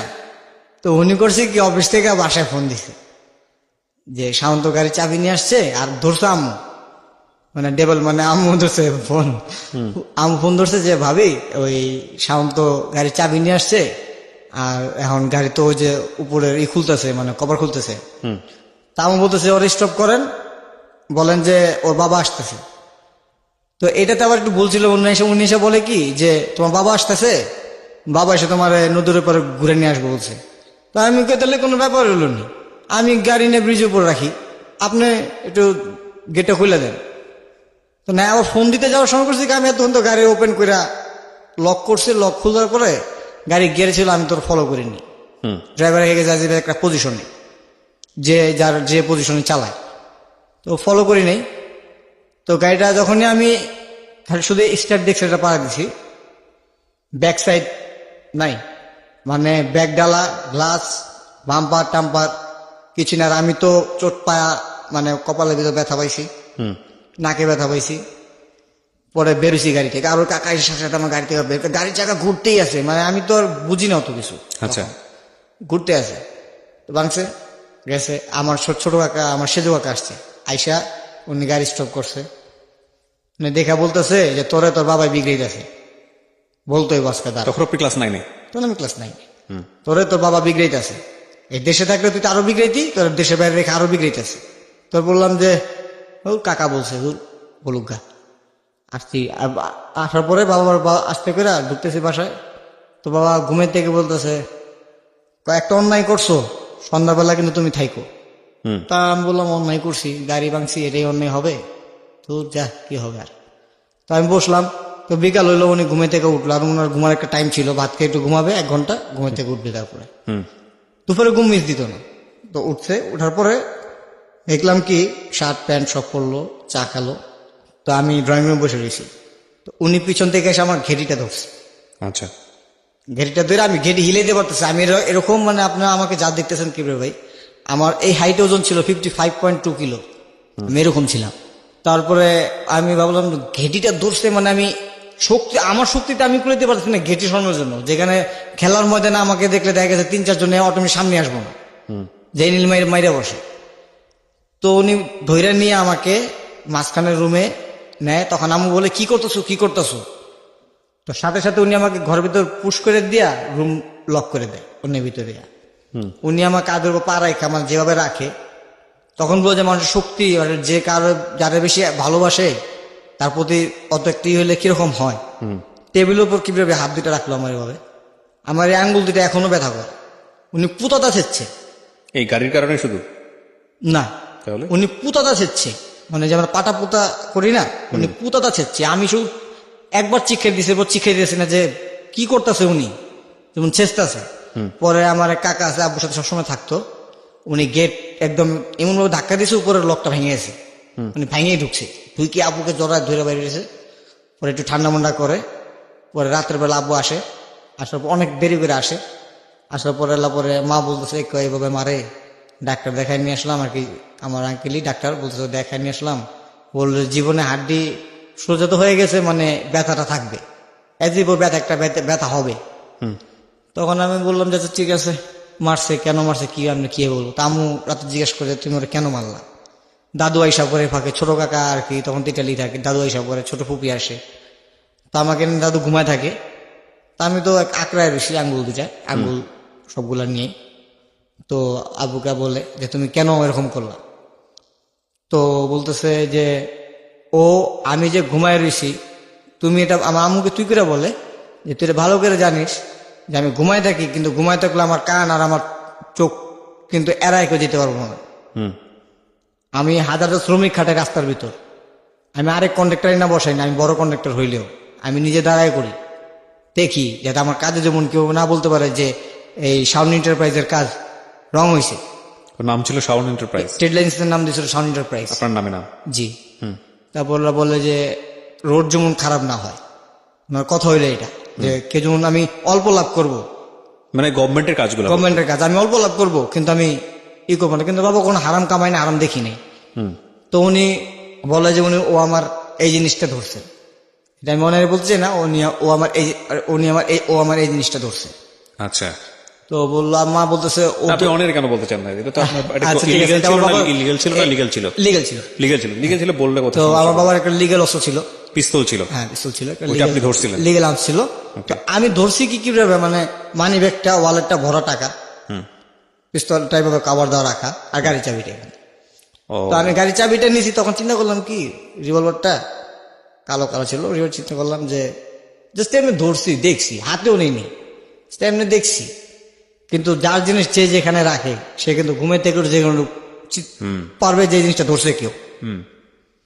তো মাকে বলে সেই জন্য আমি ওকে দেশে রাখি নাই, যে আমার কিছু দেখা ফেললে ও চলে যাবে অন্যদিকে, ওকে রাখছি আমি বাইরে। সেই জন্য তোরা সবে আমার যত রিকোয়েস্ট করছো যত বছরে যে ওরা আইনা ফালানো, ওরা একা ফালা রাখছেন, ছেলে খারাপ হয়ে গেতেছে, হয়ে গেতেছে, কত ধরনের কত কথা বলছো, কিন্তু ওরা একা রাখতেছে। এখানে একটা কারণ আছে, যাতে যদি আমার কিছু হয় ও যেমন একা থাকার অবস্থা যেমন থাকতে পারে, যে একা কি লাইফ। মানে উনিও, আমার দাদু মারা যায় উনার 7 বছর বয়সে, মা ছাড়া বড় হয়। তো বুঝতেই পারেন মা ছাড়া বড় হওয়া মানে সৎ মার ঘরে থাকা একটা অবস্থা কি হয়। 2টা প্লেটও খাইছে আমার বাবা, আর কি এরকম আর কি দিন গেছে উনার। আমাদের এই অসুবিধা দিতে চায় না, উনি উপভোগ করছে বইলা। তো আমাকে হট করে বললো, আম্মু এসে বলতেছে যে তুমি কি বাবার ওই জিনিসটা তুমি কি বাবার ওই কালো ইটা ধরছো, পিছনে ধরছো? বলতেছে। আমি বললাম যে বাবা মা শুধু আমি তো ধৈরা হেলাইছি, আমি তো হাতেও নেই নি। তো বলছে দেখছো তোমার বাবা কিন্তু ঠিকই দেখছে যে তুমি নিছো। আমাকে বলতো মারার পরের দিন দেখি যে আব্বু নিজেই কান্না করতেছে। তো আমি আশ্চর্য হয়ে পাশে গিয়ে বললাম যাবো মাফ করে দাও, আর ধরবো না। দেখ রে বাবা, জীবনে এমন কিছু দেখো না, এখন পর্যন্ত ওই পর্যায়ে যাও নাই, গেলে বুঝতে পারবো কষ্ট কাকে বলে আর এই লাইফটা কি। তোমাকে তো সব দিতেছি, তুমি বুঝতে পারতেছো কি না কি। আমি বলছি বাবা সব আল্লাহ ভরসা। একটা কথা আছে, আমরা এখানেও থাকবো না। আমি যে নতুন বাড়ি করছো, দাদা বাড়ির রাইখাও, আবার দাদা মানে আমার বাবার কাকার জায়গা কিনা ওইখানে 4তলা বাড়ি করছে। যে কোথায় ছিল আপনাদের বাড়িটা? ওই পোস্তগোলাতে আপাতত যেখানে আছে, ঢাকার পোস্তগোলা। হ্যাঁ ঢাকা পোস্তগোলা, পোস্তগোলাতে। বলার পরে আমাকে বলতেছে যে এই কথা, তাহলে চলো আমার সাথে। তো ওই বাসায় নিয়ে যায়, তখন টিকেটলি বলি আমরা, ওয়ারি টোয়ারি বলি না, তখন টিকেটলি বলি। তখন 5 কাঠার উপর, আর এত তো জায়গার আইডিয়া না, আবু আর কি বলে আর কি, ওই জায়গাটা 5 কাঠা আছে, এই দেখো তো বিল্ডিংটা 3 তলা করা আছে, 6 তলা করা যাবে। এই বিল্ডিংটা কালকে 50 লাখ টাকা দিয়ে গেছি। আমি বললাম 50 লাখ টাকা দিয়ে গেছো বিল্ডিং এর জন্য? তো কিনা হয়ে গেছে? কয় না, বিল্ডিং এর দাম 1,33 লাখ টাকার মতো উঠছে। জি। তারপরে আসলে কিভাবে, তারপরে বাবা আমাকে বাড়িটা দেখায়। বাড়িটা ছিল আপনার, এখন ওই যে আপনার যে আগের একটা স্কুল ছিল আপনার সরকারি স্কুলটা, আপনার ওয়ারি এখন উচ্চ বিদ্যালয় করা হয়েছে। ওইটা গলি দিয়ে নারিন্দি পরে সাইডটা দিয়ে বাড়িটা দেখালো, বললাম যে ভালো হয়েছে চলো। তো রাত্রে আসার পরে ওনার যে বিজনেস একটা পার্টনার ছিল, আমার একটা ভাইয়া ছিল, খুব ভালো, মানে মায়াবী, আব্বুরে খুব ভালোবাসতো। আচ্ছা। ইভেন কি আব্বুর জন্য উনি কেউ মানে কিছু করতে রাজি ছিল, আবার উনি কিছু দিয়েও দিতে রাজি ছিল। মানে আমার আব্বু কাকা বলতো, আর আমার আম্মুকে একবার মাই ডাকছিল, আর আমাদের তো খুব আদরই করতো। তখন কাকা 5 গাড়ি কিনে ফোন করছে, কাকা আপনি কোথায়? বলছে তোর বাচ্চাকে নিয়ে একটু এখানে আসছি, রিক্সা দিয়ে ঘুরতেছি। কয় কাকা আপনি ডরেন না, অফিসে আয় পড়েন, সদরঘাটের একটা অফিস আছে, সদরঘাটের কোনো অফিস ছিল। উনি যায়, আবু যাওয়ার পরে লাল কালারের গাড়িটা। তো আমার তো এত নাই, দেখতে দেখতে একটা অবস্থা হয়ে গেছে, কি দেখবো আর মানুষ, এটা কি সারপ্রাইজ লাগে না, সারপ্রাইজ লাগে না। তো আমি কইরা তার সাথে ওনার যে ওখানে যা পরিচিত সবই পরিচিত, আমাকে চিনতো, আর সব দেখতেছে, বলছে কই শাওন রে কত ছোট রেখে এখান থেকে গেল, আর কত বড় রেখে আনলো শাওন রে, তো গোলগাপ্পা হয়ে গেছে গা। আর লাভ বলছে যে আরে না রে, থাকতে চায় না, আল্লাহ থাকে, ওরাই কে ভুল করছি, আর মার লগে থাকতে চায় না, খাইতে গেলে কি খায় না খায়, মানে এরকম একটা কথা বলতেছে, আশ্চর্যের কথা বলতেছে। তো ভাই আমাকে বলতেছে ভাই তুই আমার কাছে আস, এদিকে আয়। মানে খুব আদর করতো, গেছি তোর দিয়ে গেছি। আমি কে ভাইয়া, কই কি, আমি কে ভাইয়া তোমার তাহলে সাদা গাড়ি চাবিটা আছে না? কয় হ্যাঁ। তখন ওই আমলে অনেক নামি দামি যারা ছিল কি গাড়ি চালাইতো, বললাম তোমার গাড়ির চাবিটা দিবা, আমি এখান থেকে চালাবো। তো বলছে তোর তো তুই শুনছি তুই ওই দিন গাড়ি মেরে দিছ, গাড়ি অনেক রেজে, আমরা তাহলে তোমার দিবা না ডরে। পরে উনি কি বাইরে লাল একটা গাড়ি দেখছো? আমি বলছি হ্যাঁ। গাড়িটা আজকে কিনছি। আমি আজকে কিনছো চলতে পারলি? কয় কি মানে বলতেছে যে তোর কি পছন্দ? আমি কই না, তোর এই আমি দূর আমার পছন্দ হয়েছে আরেকটা, আমি আব্বুকে দেখাবো পরে। মানে একটা দেখছিলাম গাড়ি, খুব পছন্দ, গাড়িটা এখন খুব অ্যাডমায়ার করি কিনার মানে ছিল। পরে বলার পরে বলতেছে যে আচ্ছা ঠিক আছে যা। পরে আব্বুটাকে আব্বু আরেকজনের সাথে কথা বলতেছে, ব্যবসায়ী আলাপ করতেছে। তা আব্বুর ফাটকা বলতেছে কাকা আপনার ব্যবসায় চিন্তা বাদ দেন, রাত্র হয়ে গেছে, খাওয়া দাওয়া করবো আগে চলেন। পরে ওইখান থেকে আর কি আমাদের বাসায় আসি, বাসায় এসে আর কি খাওয়া দাওয়া শেষ হয়, মানে আসমিকে ছেড়ে দিই তখন ব্রিজের উপর আসি, গাড়িতে বসে আসি, ব্রিজের উপর আসি। আসার পরে আব্বু নামে, আমি নামি। তো উনি খুব ড্রিঙ্কে ছিল, হেভি ড্রিঙ্ক করছিল। মানে তো আব্বু বলতেছে যে ভাতিজা ড্রাইভারকে উনি ওইখান থেকে তাড়াইতেছে। তো ড্রাইভারের বাবা বলতেছে না থাক, মানে এজ ওর যদি কিছু দুর্ঘটনা ঘটে। তো ভাইয়া বলতেছে কিচ্ছু হবে না কাকা। আর কাকা শুনেন, ওই আপনি যে জায়গাটা কিনছেন আমার লোকে তো বেচ চালাইছি। ওর আব্বাও বলতেছে তুই আমার জানিলি না? আচ্ছা থাক, বিশ্বাসের উপর তো বিশ্বাস, কাগজ কলম কিছুই নেই, বিশ্বাসের উপর বিশ্বাস। যা তোর লোক এত কোটি টাকা এত টাকা লেনদেন করছি, আমি এই রোড বানাইছি, কেউ আমার ঠেকাই দিছে, তুই আগে গেছিস যে ওই লোকের ঠেকাইতে যে কার রোডের কাজ ঠেকাস। তো বলতেছে তোর থেকে আমি কি করব নাকি? কিন্তু কি না, এখানে লাভ আছে একটা। মানে উনি আমার সামনে বলতেছে কি আমার ভাইটারে আমি এই গাড়িটা একটা গাড়ি কিনে দেবো, তোমার একটা নতুন গাড়ি কিনতে হইব, এটা বাদ দাও, গ্যারেজেই থাক, নতুন গাড়ি কিনবা কালকা, আর বিল্ডিং এর ফুল টাকা কালকে অ্যাডভান্স কালকে দিয়ে দিবা, 80 লাখ টাকা কালকে। আমি বিল্ডিং এর ব্যাপারটা বুঝি নাই, মানে কি বিক্রি করে দিয়েছে উনি বা কি হয়েছে আপনার কাকার সঙ্গে ওনার কথোপকথন, বা গাড়ি কিনে দিতে চাচ্ছে, মানে আমি আমার কাছে খুব। ও আচ্ছা ঠিক আছে, না কথাটা হলো যে উনি গাড়ি থেকে আমাদের ব্রিজে আসি আমরা, উনার নতুন গাড়িতে চড়ে। তো উনি আপনাদের কি বিক্রি করে দিয়েছে যেটা বলছিলেন? না আমাদের জমি কিনছিল বাবা 25 কাঠা। আচ্ছা, সেটা বিক্রি করে দিয়েছে আর কি ওনার জমির সাথে একসাথে কিনছিল, 100 কাঠা কিনছিল একসাথে, 100 বেশি আর কিনছিল। আচ্ছা, 4-5 জন ছিল পার্টনার আর কি। তা আব্বু কখনো কাগজে কলমে আর কি ভাইয়ের সাথে কখনো লেনদেন করেনি। ও এটা আলটিমেটলি আপনার বাবার নামে কাগজে কলমে লেখে না, নাই? ওনার নামে ছিল, পুরোটাই ওনার নামে আছে। ওনার নামে ছিল। তো ভাইয়া বলতেছে কাকা জায়গা তো বিক্রি করে ফেলছি। কয় জায়গা বিক্রি করে ফেলছো? কয় তাহলে? কয় জায়গা বিক্রি করছি, তুমি দিছো, মানে বলতে এভাবে বলছে যে তুমি দিছো কত ওই লোকের? কোনো সমস্যা নেই তো? কেন কোনো সমস্যা না, 50 লাখ দিয়ে দিছি, লোকটা তো ভালোই ব্যবহার করছে, লোকটা তো কোনো কিছু বলে নাই। আমি শুনি না, মানে এরকম আমার সামনে, আমি আব্বা হাত ধরে রাখছে আমাকে, কয় তাহলে কাজ করি, কালকে বাকি 80 লাখ টাকা তুমি আমার তুলে যাও, 80 লাখ নিয়ে ব্যাটা যদি ফুল পেমেন্ট দাও তো ফুল পেমেন্ট দাও, আর না দিলে একটা গাড়িও কিনো, আর ওই বাসে উঠে যাও, এই এলাকা ছাড়ো, তাহলে ছেলে একটা অথবা মানুষ এখানকার ভাল লাগে না। যেহেতু ছেলে কিনা তা আগে গেছো, আইসা যদি চলে গেছো চলে যাও। তাও আবু আইসা বলে কি যে যা সকালে কিন্তু টাকা দিস, আর তাহলে একসাথে যাবো না, তোর বাইরে রাখে আরো 2-3 দিন।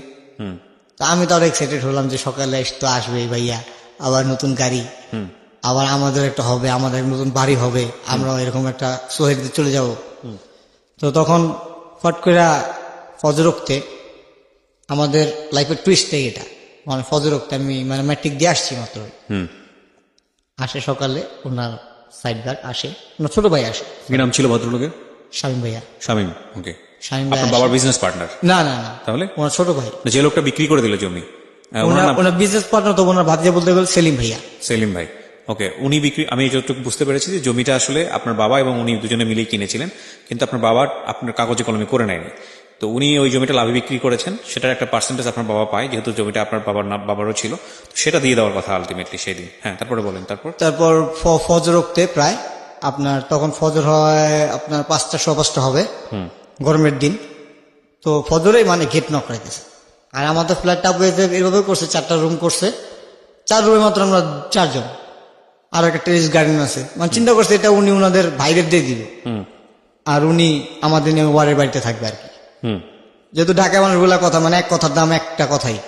তো আমু বলে আছে ঠিক আছে যাও, যেহেতু তোমার ভাইকে দিয়ে দিবা, তাহলে এখানে কে ও দাদার তো একটু বড় হলে তো মানুষ প্রশ্ন করে যে আমার দাদার ভিটা কই, কয় কেন ফ্ল্যাট কি আমি ছেড়ে দিয়েছি নাকি? কোরবানি তো যত বছর আমরা বাইরে থাকছি, কোরবানি দিল বাপের জায়গায় এসে দিছি, আর যাই করছি বাপের জায়গায় দিছি। বাপের জায়গায় আরেকটা বাড়ি করছি, এই বাড়িতে থাকবো বাইরা, আমরা আসবো ঈদের সময়। আর আমার ছেলেরা এখন আমি চাই হাই, যেহেতু চলে গেছি আমরা উপরে জায়গা, এখান থেকে লাভ কি? তা আমিও বলে তো গুড, ভেরি গুড। তা আমিও খুব সাপোর্ট, সবাই খুশি। তো এটা আবার আমার কাকারা দেখতে পারতো না, মানে খুশিটা। কাকাদের কিন্তু টাকা ইনকাম ছিল, কিন্তু আবু কখনো খারাপ কিছু দেখলেই যে কাকাদের ধমক দিত, যে ওনার মানিজ্য নিয়ে টানাটানি করলে ওনার সহ্য হতো না, যে তোমার নাম বিক্রি করে খাইবো, অথবা অমুক জনের ভাই একজনের মাইরে থেকে গেছে, আরেকজনের এসে আমার কমপ্লেন দিব, আমি কমপ্লেন জিনিসটা চাই না। উনি আমাকে সবসময় বলতো যে যেই যাই করো জীবনে, তোমার নাম নিয়ে যেমন কোন একটা খারাপ বিষয় আমার কাছে না আসে। আসলাম ফজর রক্ত উঠে, তা আমি তখন ঘুম ভাঙে না। তো ওই ওনার ছোট ভাই আসে, আইসা হাঁটু ভাঙা বসা পড়ে। আমি ঘুমে থেকে উঠে দেখছি হাঁটু ভাঙা, আবুও বসা পড়ছে বেড়ায় বিছানা, আমি দেখতেছি। আর আম্মু তো একটু কান্না করতেছে, ছোট ভাইটা তখন ছোট, কান্না করতেছে। তো আমি বলতেছি স্বামী ভাই কিসে আসছে এত সকাল, তুমি কান্নাতে কেন, আপনি কান্নাতেছেন কেন? তখন কিছু তো বলতেছে না। পরে আব্বু একটু উইটা কঠোর মনে উইটা একজনকে ফোন দিল, বলতেছে কয় তুই কয়ে আসছিস, কে এখানে আছে? কয় ঘুইটা গেছে, এটা ঘুইটা গেছে। পরে আমি বলছি কি ঘুইটা গেছে, কি ঘুইটা গেছে, কি হয়েছে না হয়েছে, বলতেছে না। পরে ফট করে আবার আমু বলতেছে তোমার সেলিম ভাই মারা গেছে। যে ব্যক্তির রাত্রে 11:30 পৌনে 12টা বাজে, রাত্রে 12টা বাজে আমি দেখে আসলাম, ফজর ওয়াক্তে উনি মারা যায় কিভাবে? আমি প্রথম প্রশ্নই করছি এটা, যে এই 5-6 ঘন্টা মারা গেল কিভাবে, কে মারা ফেলছে? পরে বই বলতেছে না, গাড়ি নিয়ে পুকুরে ঢুকে আছে। ও, ওই গাড়িটা নিয়ে, বাজার নতুন গাড়িটা নিয়ে, আপনি প্রথম দিনের গাড়িটা নিয়ে ঢুকে গেছে। তো বাবা তো সাথে সাথে মানে বের হয়েছে যে ঘটনা কি আসলে, উনি রাজনীতিবিদ ছিল, ঘটনা কি আসলে। গেছে গিয়ে দেখে যে পিছনের চারজনই বেঁচে আছে, ডান দিকের লোক বেঁচে আছে, পিছনে 3জনই বেঁচে আছে, শুধু আমার ভাইয়া নেই। আচ্ছা ঠিক আছে, সেলিম মারা গেছে, কোনো অসুবিধা নেই, আমরা এটা গুছাই নিব, অসুবিধা হবে না, কারো কোনো অসুবিধা হবে না, তোমরা কেউ কোনো ঘাবড়াও না। এই কথা বলে গেল। তো 40 দিন 1 মাসের মতো কারো থেকে কর্জের টাকা অথবা কিছুটা একটা মৃত ব্যক্তির বাসা থেকে কিভাবে টাকা নেওয়া যায়, যার আলমারি ভরা দেখতাম টাকা, স্টিল আলমারি হয় না, আমাদের পুরনো টাকাতে স্টিল আলমারি ব্যবহার করা হয়, স্টিল আলমারিতে মনে করেন ভরা থাকতো টাকা। আমাদের এখন আলমারি আছে, আবু এরকম আলমারি বানায় নিয়ে আসছে যে 2টা পার্ট, আপনি দেখতেছেন ড্রয়ার শুধু 2টা, কিন্তু এখানে ড্রয়ার কিন্তু 2টা না, এখানে আপনার 2 কোটি টাকা রাখা যাবে, দেখো উপরে ট্রে টান দিবে, যে এরকম ভাবে সিস্টেম নিয়ে আসছে উনি। ভাইয়ার রুম টুম সবই করার পরে ডাইরেক্ট আব্বু বাসায় গিয়ে বলতেছে যে পোস্টমর্টমের জন্য পুলিশ যেহেতু আসছে, তো এটা নিয়ে যাক। তো ওনার কাকারে বললো যে ভাই ওর রুমটাকে তালা মারে। তো ওনার বড় বোন যেটা ছিল, উনি খুব দুষ্ট, কি মারা গেছে থাক, মারা যাওয়া ব্যক্তির ব্যাপার খাপ বলতে নেই। তো উনি এসে বলতেছে যে কেন ওনার রুম লক করা হবে। পরে বলছে ওর রুমের ভিতর আমি না, আমার মতো অনেক মানুষ আছে যাদের অনেক কিছু রয়ে গেছে, কিন্তু আমরা কিন্তু টাকাটা ইম্পর্টেন্ট দেখতেছি না, ওর রুম থেকে যেমন কিছু না হারা। তো ওনার বোন না আসে নেই, ঠিক আছে যা, শুনবি না, তোগো বাড়ি তোগো ভাই, মানে একটা অপমান, লজ্জিত করে দেয় সবাইকে। সবাই বলে যে কাকা চলে আসেন, ভাই চলে আসেন।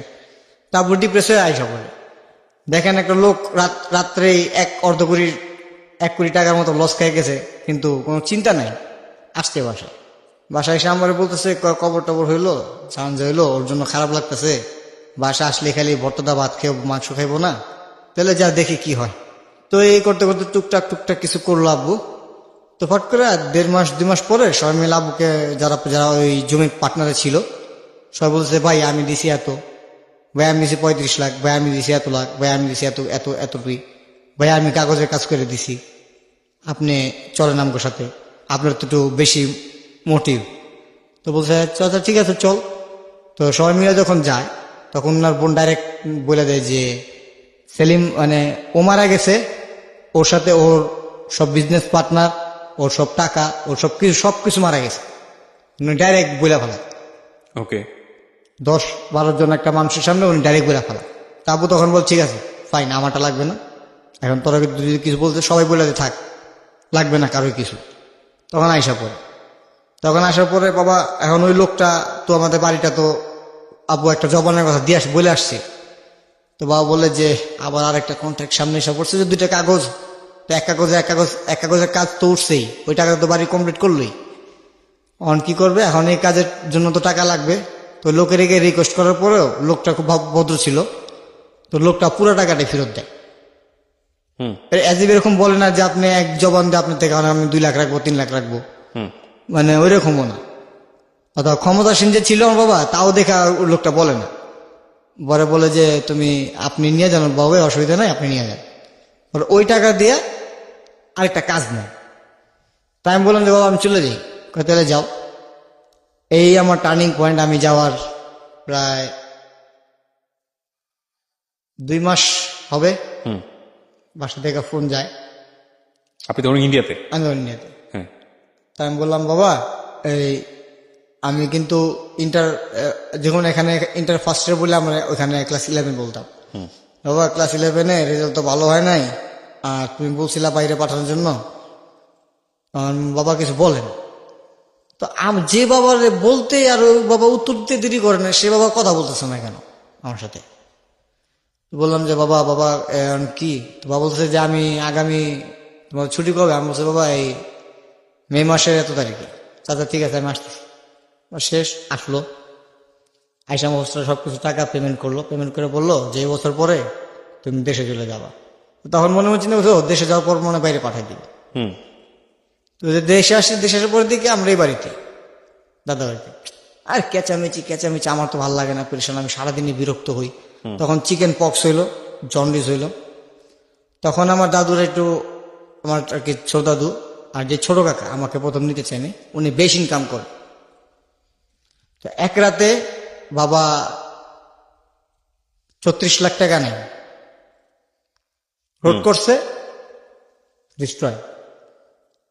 কিসের ডিস্ট্রয়? মানে রোড করছে, বৃষ্টি আসছে, পিচ ঢালাই। ও সরকার তো আপনি সরকার থেকে টেন্ডার নিয়ে আসছেন, কাজ করে আপনি কমপ্লিট করবেন, সরকার সচিব আসবে, রোড দেখবে, ওখানে চেক সাইন হবে, তারপর আপনি বাংলাদেশ ব্যাংক টাকা পাবেন। হ্যাঁ, চেক পাবেন, আপনার লাভ সহ, সরকার আপনাকে লাভ দিবে, প্রফিট দিবে। ওই রাতে রেখে আসে, রাত্রে একজন রং করতে গিয়ে মিস্ত্রিও মারা গেছে, বৃষ্টিও আসলে বৃষ্টিতে পিচ যেটালে যে পিচও পড়ে গেছে। কমসে কম একটা পিচ যদি একটা 1 কিলোমিটার রোডে দিতে যান কিবরিয়া ভাই, কমসে কম 4-5 লাখ টাকা তো এমনি রাখবে রং সহ। পিচ নতুন করে ঢালাই দিতে গো, পিচ করে। আর ছিল প্রায় 7 কিলোমিটার উপরে রোড, তাও কিছু হয়নি আমার বাবার। ওনার টাকার কিছু দরকার ছিল আরেকটা কাজ উঠানোর জন্য, 16 লাখ টাকা, প্রায় 25-26 লাখ টাকার দরকার ছিল কাজটা উঠানোর জন্য। মানে একটা কাজ নিবে, আরেকটা কাজ দিয়ে হাতে নিলে উনি আবার দাঁড়া যাবে বলতেছে। তো কাজটা নেওয়ার জন্য কিছু ঘুষ কিছু দিতে হয়, আর কিছু দিবে। তো গাড়িটা বিক্রি করে ফেলে, তখন আমি বলি আবু গাড়িটা বিক্রি করতেছো, তখন আমি বলছে তুমি চুপ থাকো না, গাড়ি বিক্রি করছে একটা হবে, চিন্তা করো না। ঠিক আছে, উনি আমাদের বুঝতেই তো না যে উনি যে কোথায় পৌঁছায় গেতেছে। আচ্ছা, উনি কোথায় পৌঁছে গেতেছে আমাদের বুঝতে দিতেছে না। তো আস্তে আস্তে আস্তে আস্তে এই 2011-এ একদম মানে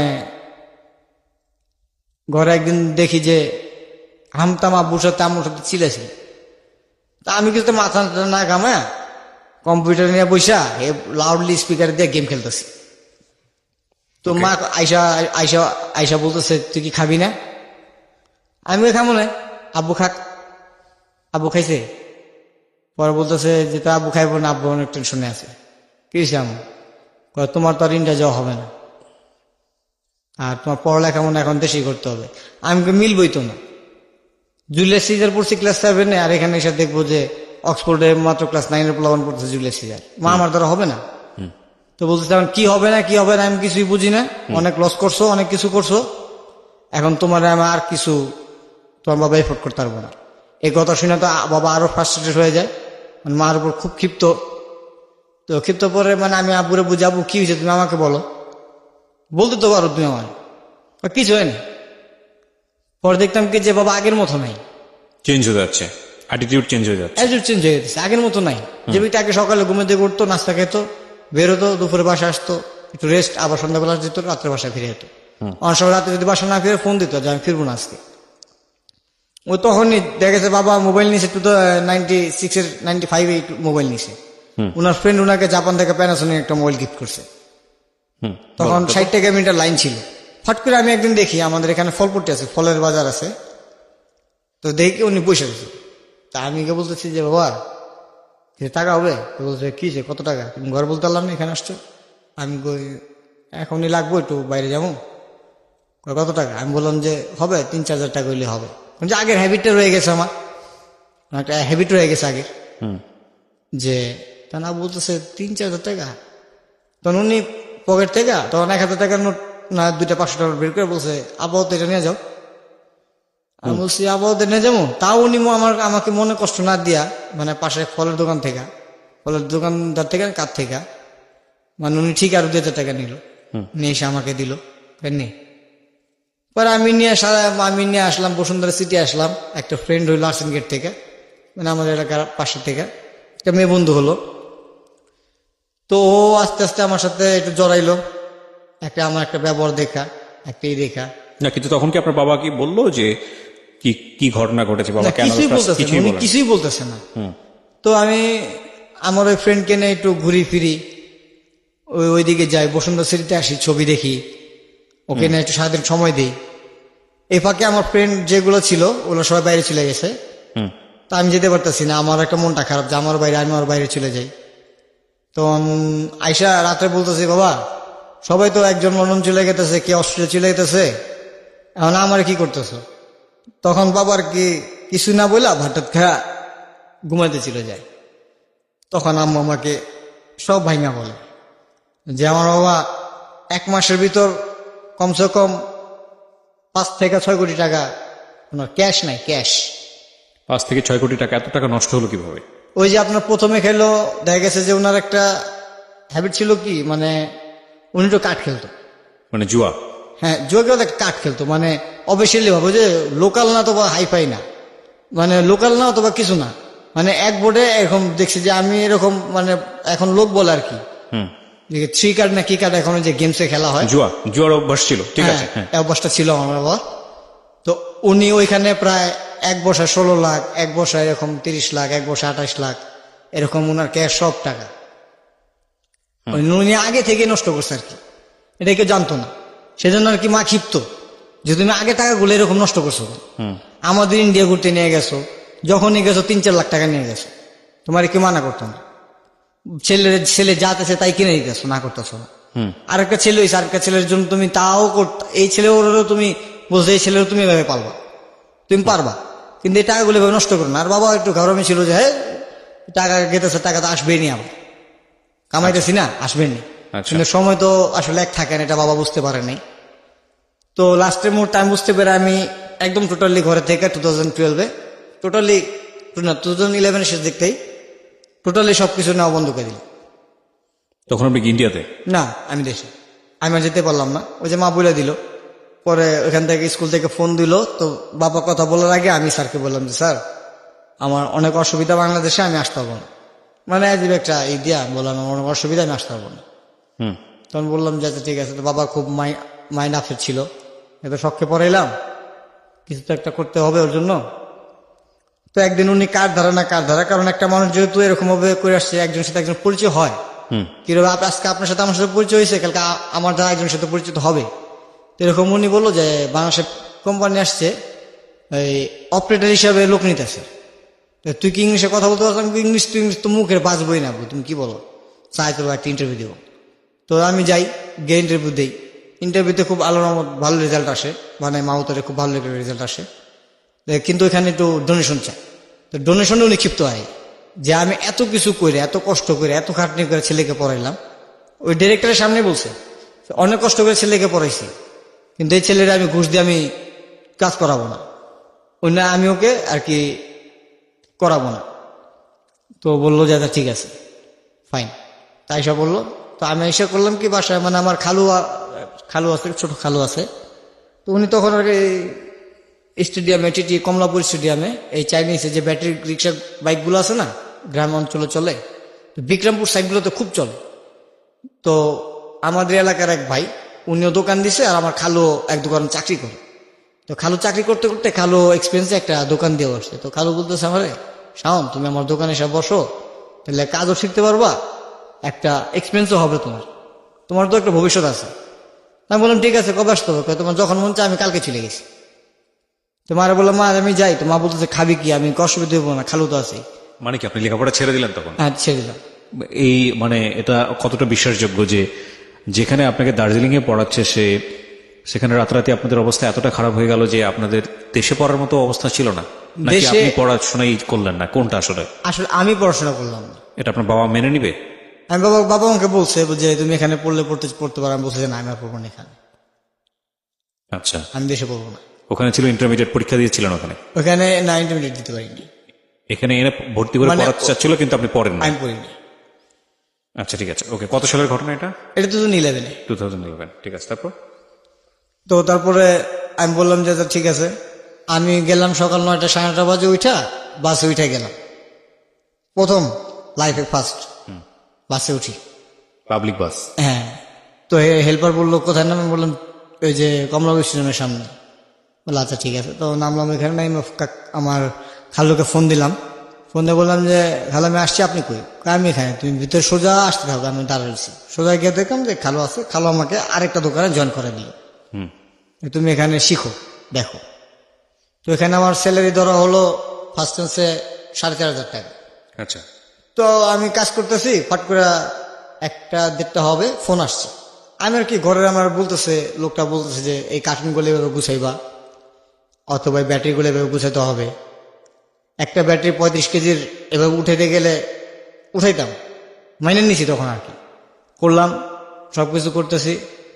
করার পরে বাসা খালু দৌড়ে আসছে। আইসাই ওই আমার যে বস ছিল ওকে বলতেছে যে ভাই একটু ওরে আজকে বাসায় ছাড়তে হবে। কয় কেন? আজকে জয়েন করলে আজকে সারাই নেবেন, এরকম কর্মচারী দিলে কি হবে নাকি? তখন খালু বলছে না, একটা সিরিয়াস বিষয়, ওরে জানায় না, ওর বাবা আর কি এটা হয়েছে, ওর বাবা স্ট্রোক করছে। তো আমার খালু বললো যে 100 টাকা দিয়া বলতেছে তুমি এখান থেকে রিক্সা নিবা, রিক্সা নিয়ে তাড়াতাড়ি বাসায় যাও। আচ্ছা। আমি বললাম যে খালু কেন রিক্সা দিয়া আবার 100 টাকা দিয়েছে? বলছে না তুমি যাও তো। তাই বললাম খালু আমার চা আছে ভাড়া। বললো না তুমি নিয়ে যাও, আমার নিতে শরম কিছু, তুমি নিয়ে যাও। তো আমি নিয়ে গেছি, রিক্সা নিয়ে গেছি, বাসায় গেছি। বাসায় যাওয়ার পরে দেখতেছি যে বাবা কিভাবে বিশেষ করে এবার শুয়ে দিছে, যে আমি দেখা যে আমার বাবাকে আমি কখনো এভাবে শোয়া দেখিনি। মানে ফ্রাস্ট্রেটেড? মানে আমি ওই যে ওইখানে যদি আমি হার্ট পেশেন্টই হইতাম, আমি হয়তো মারা গেতাম। এবার শুয়ে দিছে যে আমি সামনে বললাম যে কি হইছে? শুনছি বাথরুমে পড়ে এসো, চিন্তা কিসে তোমার?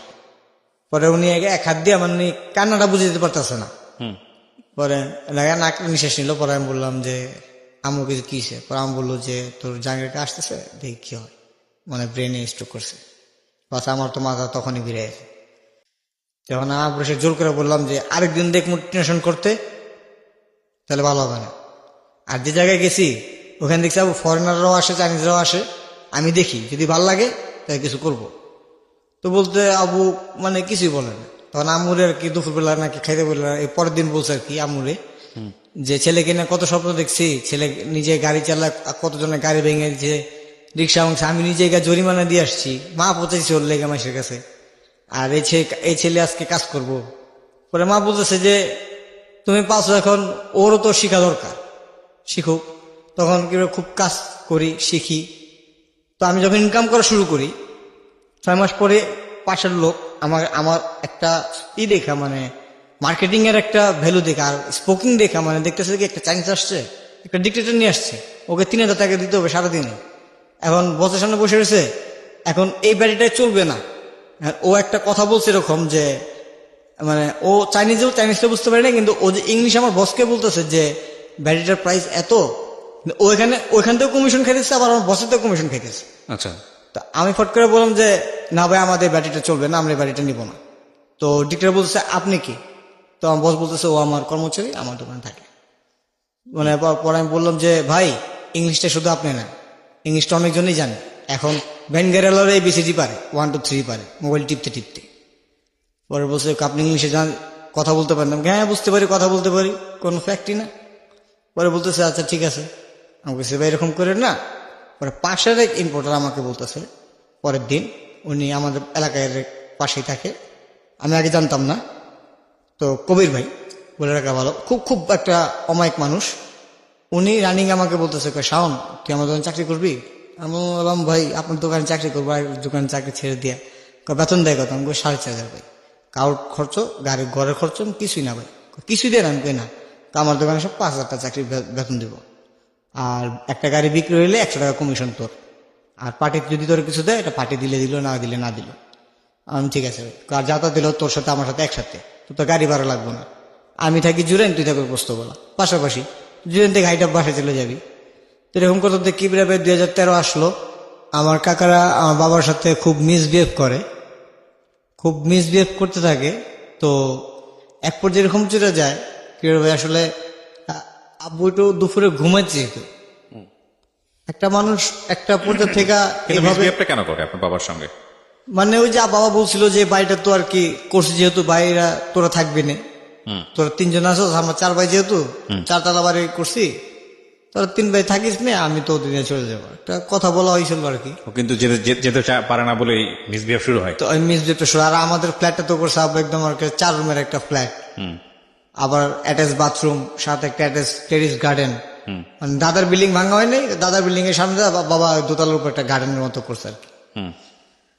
তো ওই বিষয় না, ছোট একা শুধু দাবি করে পুরা বাড়ি আমার, যাকে মারছে আর কি, আমি পুরা বাড়ি আমার। তো সবাই যাই এখনো বলতে থাকে, এগুলো ইগনোর করে চলি। তারপরে বলতেছে যে ওনারা এটা ঘুমায়, দুপুরে ঘুমাইতেছে, তো উপরে থাকতো কাকা। তো উনি পর্যন্ত মানে ইট দিয়া নাহলে কিছু দেয়া খুটখুট খুটখুট আওয়াজ, আর আওয়াজ যেটা আবু ঘুমাইতে পারতো না। তো করলো কি, এলাকায় ভিতরে নতুন একটা বিল্ডিং উঠতেছে, তো আবু বাড়ি এলাকায় বললো যে আমি ভাড়া আসতে চাই, ভাড়া হবে নাকি? লোকটা জানে না যে আমাদের বাড়ি আছে, তো লোকটা ভাড়া দেয়। লোকটাও বেশ ভদ্রলোকই, ভাড়া দেয়। নতুন আমাদের এলাকায় আসে প্রবাসী, ভাড়া দেয়। তা আমরা উঠি, তো নিজের বাড়ি ছেড়ে আরেক বাড়িতে উঠলাম। তো একসময় ভাড়া বাইরে যায়, 2 মাসের ভাড়া বেজে গেল। কিন্তু মান্থলি কিছু টাকা আসতে থাকে, সাইড থেকে কিছু টাকা আসে।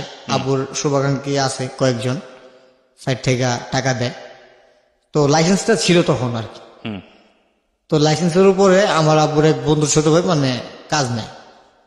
তারপরে বাবা হঠাৎ একদিন, আমি চাকরি করতে হতে চাকরিটা ছেড়ে দেই। চাকরিতে বেশ ইনকাম হয় আমার, ভালোই কামাই। আর একটা কথা বলি এখানে, মাঝখানে একটা কথা বলি আমি, যারা শুনতেছে অথবা অনেকজন শুনতে পারে অথবা শুনতে চেতেছে না। আসলে টাকা যখন কামানো, একটা পুরুষ যখন টাকা কামায় তখন তার চিন্তা করা উচিত যে তার কিছু হইলেও কিছু রাখা উচিত। সবকিছু যে ছড়ায় বিটা শেষ করে ফেলবে তা না, কিছু হইলো তার নিজের জন্য, নিজের স্বার্থের জন্য কিছু হলো রাখা উচিত, আমি এখন যেটা বুঝি। তো এরকম অনেক টাকা কামাই, কিন্তু কি করে, ওই যে টাকা আসছে 5টা মুরগি কিনছি, দেখা হয়েছে। আগে দেখতাম আব্বু নিয়ে আসে 10টা মুরগি, 5টা মুরগি, এরকম আমারও শখ জাগে না, টাকা থাকলে যে বাবা দেখছি আমিও নিয়ে যাই। তো একদিন 5টা মুরগি কিনছি, বাবা হঠাৎ পুরো চেঁচামেচি, কেন কিনতে যাবা, তোমার পকেট খরচ চলে নাকি? আমি বলছি বাবা আলহামদুলিল্লাহ আমার পকেট খরচ ভালো চলে।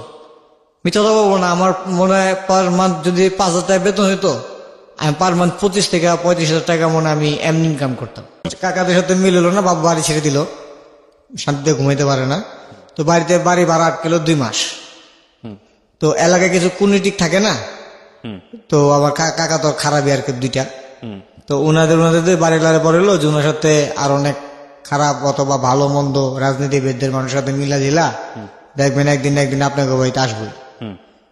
তো লোকটা দেখলো অবশ্যই ওনার ফ্রেন্ড রাজনীতিবিদ থাকতে পারে, আসতে পারে বাসায়, এতে দোষ নেই, তো কারো দোষ না, কোনো আসামি তো আসেনি। জি। তো তারপরে এরকম দেখে লোকটা একদিন বলে ভাড়াটা, তা আবু বলছে যে এক কাজ করেন ভাই, কয় না ভাই বলেন, ভাড়াটা আপনি আমার থেকে 2 মাসের চাইবেন, 1 মাসের না, 5 মাসেরটা একবারে নিবেন। আমাদের সিস্টেমে ছিল একবার, ওই যে 5 মাসের টাকা একবারে নেন, 10,000 টাকা জমিতে 5 মাস 50,000 টাকা নেন, নিয়ে যান আপনি। তারপরে আমরা থাকলাম এখানে 6 মাস। 6 মাস থাকার পরে একদিন বিল দিল। পরে লোকটা এসে বলতেছে যে ভাই আপনারা আমাদের বাড়িটা ছেড়ে দেন। আমার এক আত্মীয় আসবে, ওরে বলে রাখছি, ওরে আমি ফ্ল্যাটটা দিই, একটা মিথ্যা কথা বল আর কি। আচ্ছা, পরে বাবা বুঝাও না বুঝার বান্ধবীরা বলে আচ্ছা ঠিক আছে অসুবিধা নেই, এক রাতের ভিতর এলাকার ভিতর বাড়ি যোগান আমার কোনো একটা কথা বলে আর কি। আমাদের সকালে বলে যে আমি চলে যাই, রাত্রে এসে দেখি এই বাড়িতে ঢুকতে নেই, বাইরের দারুণ বলে ভাই আপনি তো বাড়ি ছেড়ে দিছে, ওই পাশে চলে গেছে। ফোন ঘুরে আমু কিলো বাবা এই বাসা এসে পড়ে যে এই লোকের বাসা। বুঝছো কেন? এই ভাই সাজাতে দিয়েছে তো বাবার সাথে জানি কি। ঠিক আছে থাক, কোন ঝামেলা জড়ায় লাভ নাই, চাকরিজীবীতে আছি। দেখে আগের দিনটা তো আমারও মন চেয়ে আমার ছোট ভাইটা কিছু পাই নাই। আসলে আমার ছোট ভাইটা কিছুই পায়নি আমাদের অনুযায়ী। কালকে বার্থডে গেছে, 100 টাকা ছিল পকেটে দিছি কেক খাইতে, মানে ও কিছুই পায়নি। আমি চিন্তা করে ওই বাইরেলা কি বলছে না বলছে কোনো কিছু তো মাথায় কামাই না। তো আমি চলে আসি, চলে আসার পরে আব্বুরে কিছু বলে না, তো ফাট করে একদিন স্ট্রোক করে, প্রথম স্ট্রোক করে। তো আমি খুব ঘাবড়াই যাই, মানে আমার বাবা আমার কোলে স্ট্রোক করছে, মানে উনি স্ট্রোকের অবস্থায় বলতেছে যে একটু আস্তে ধীরে যা।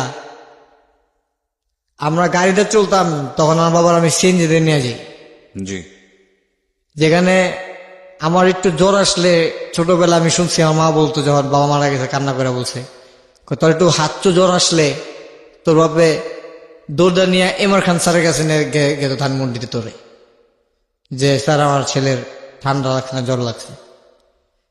মানে এখন এখন মনে পড়ে থাক সব কথা। তারপর বাবাকে মিটফোর হসপিটাল নিয়ে যাই, তখন পালস ছিল 5।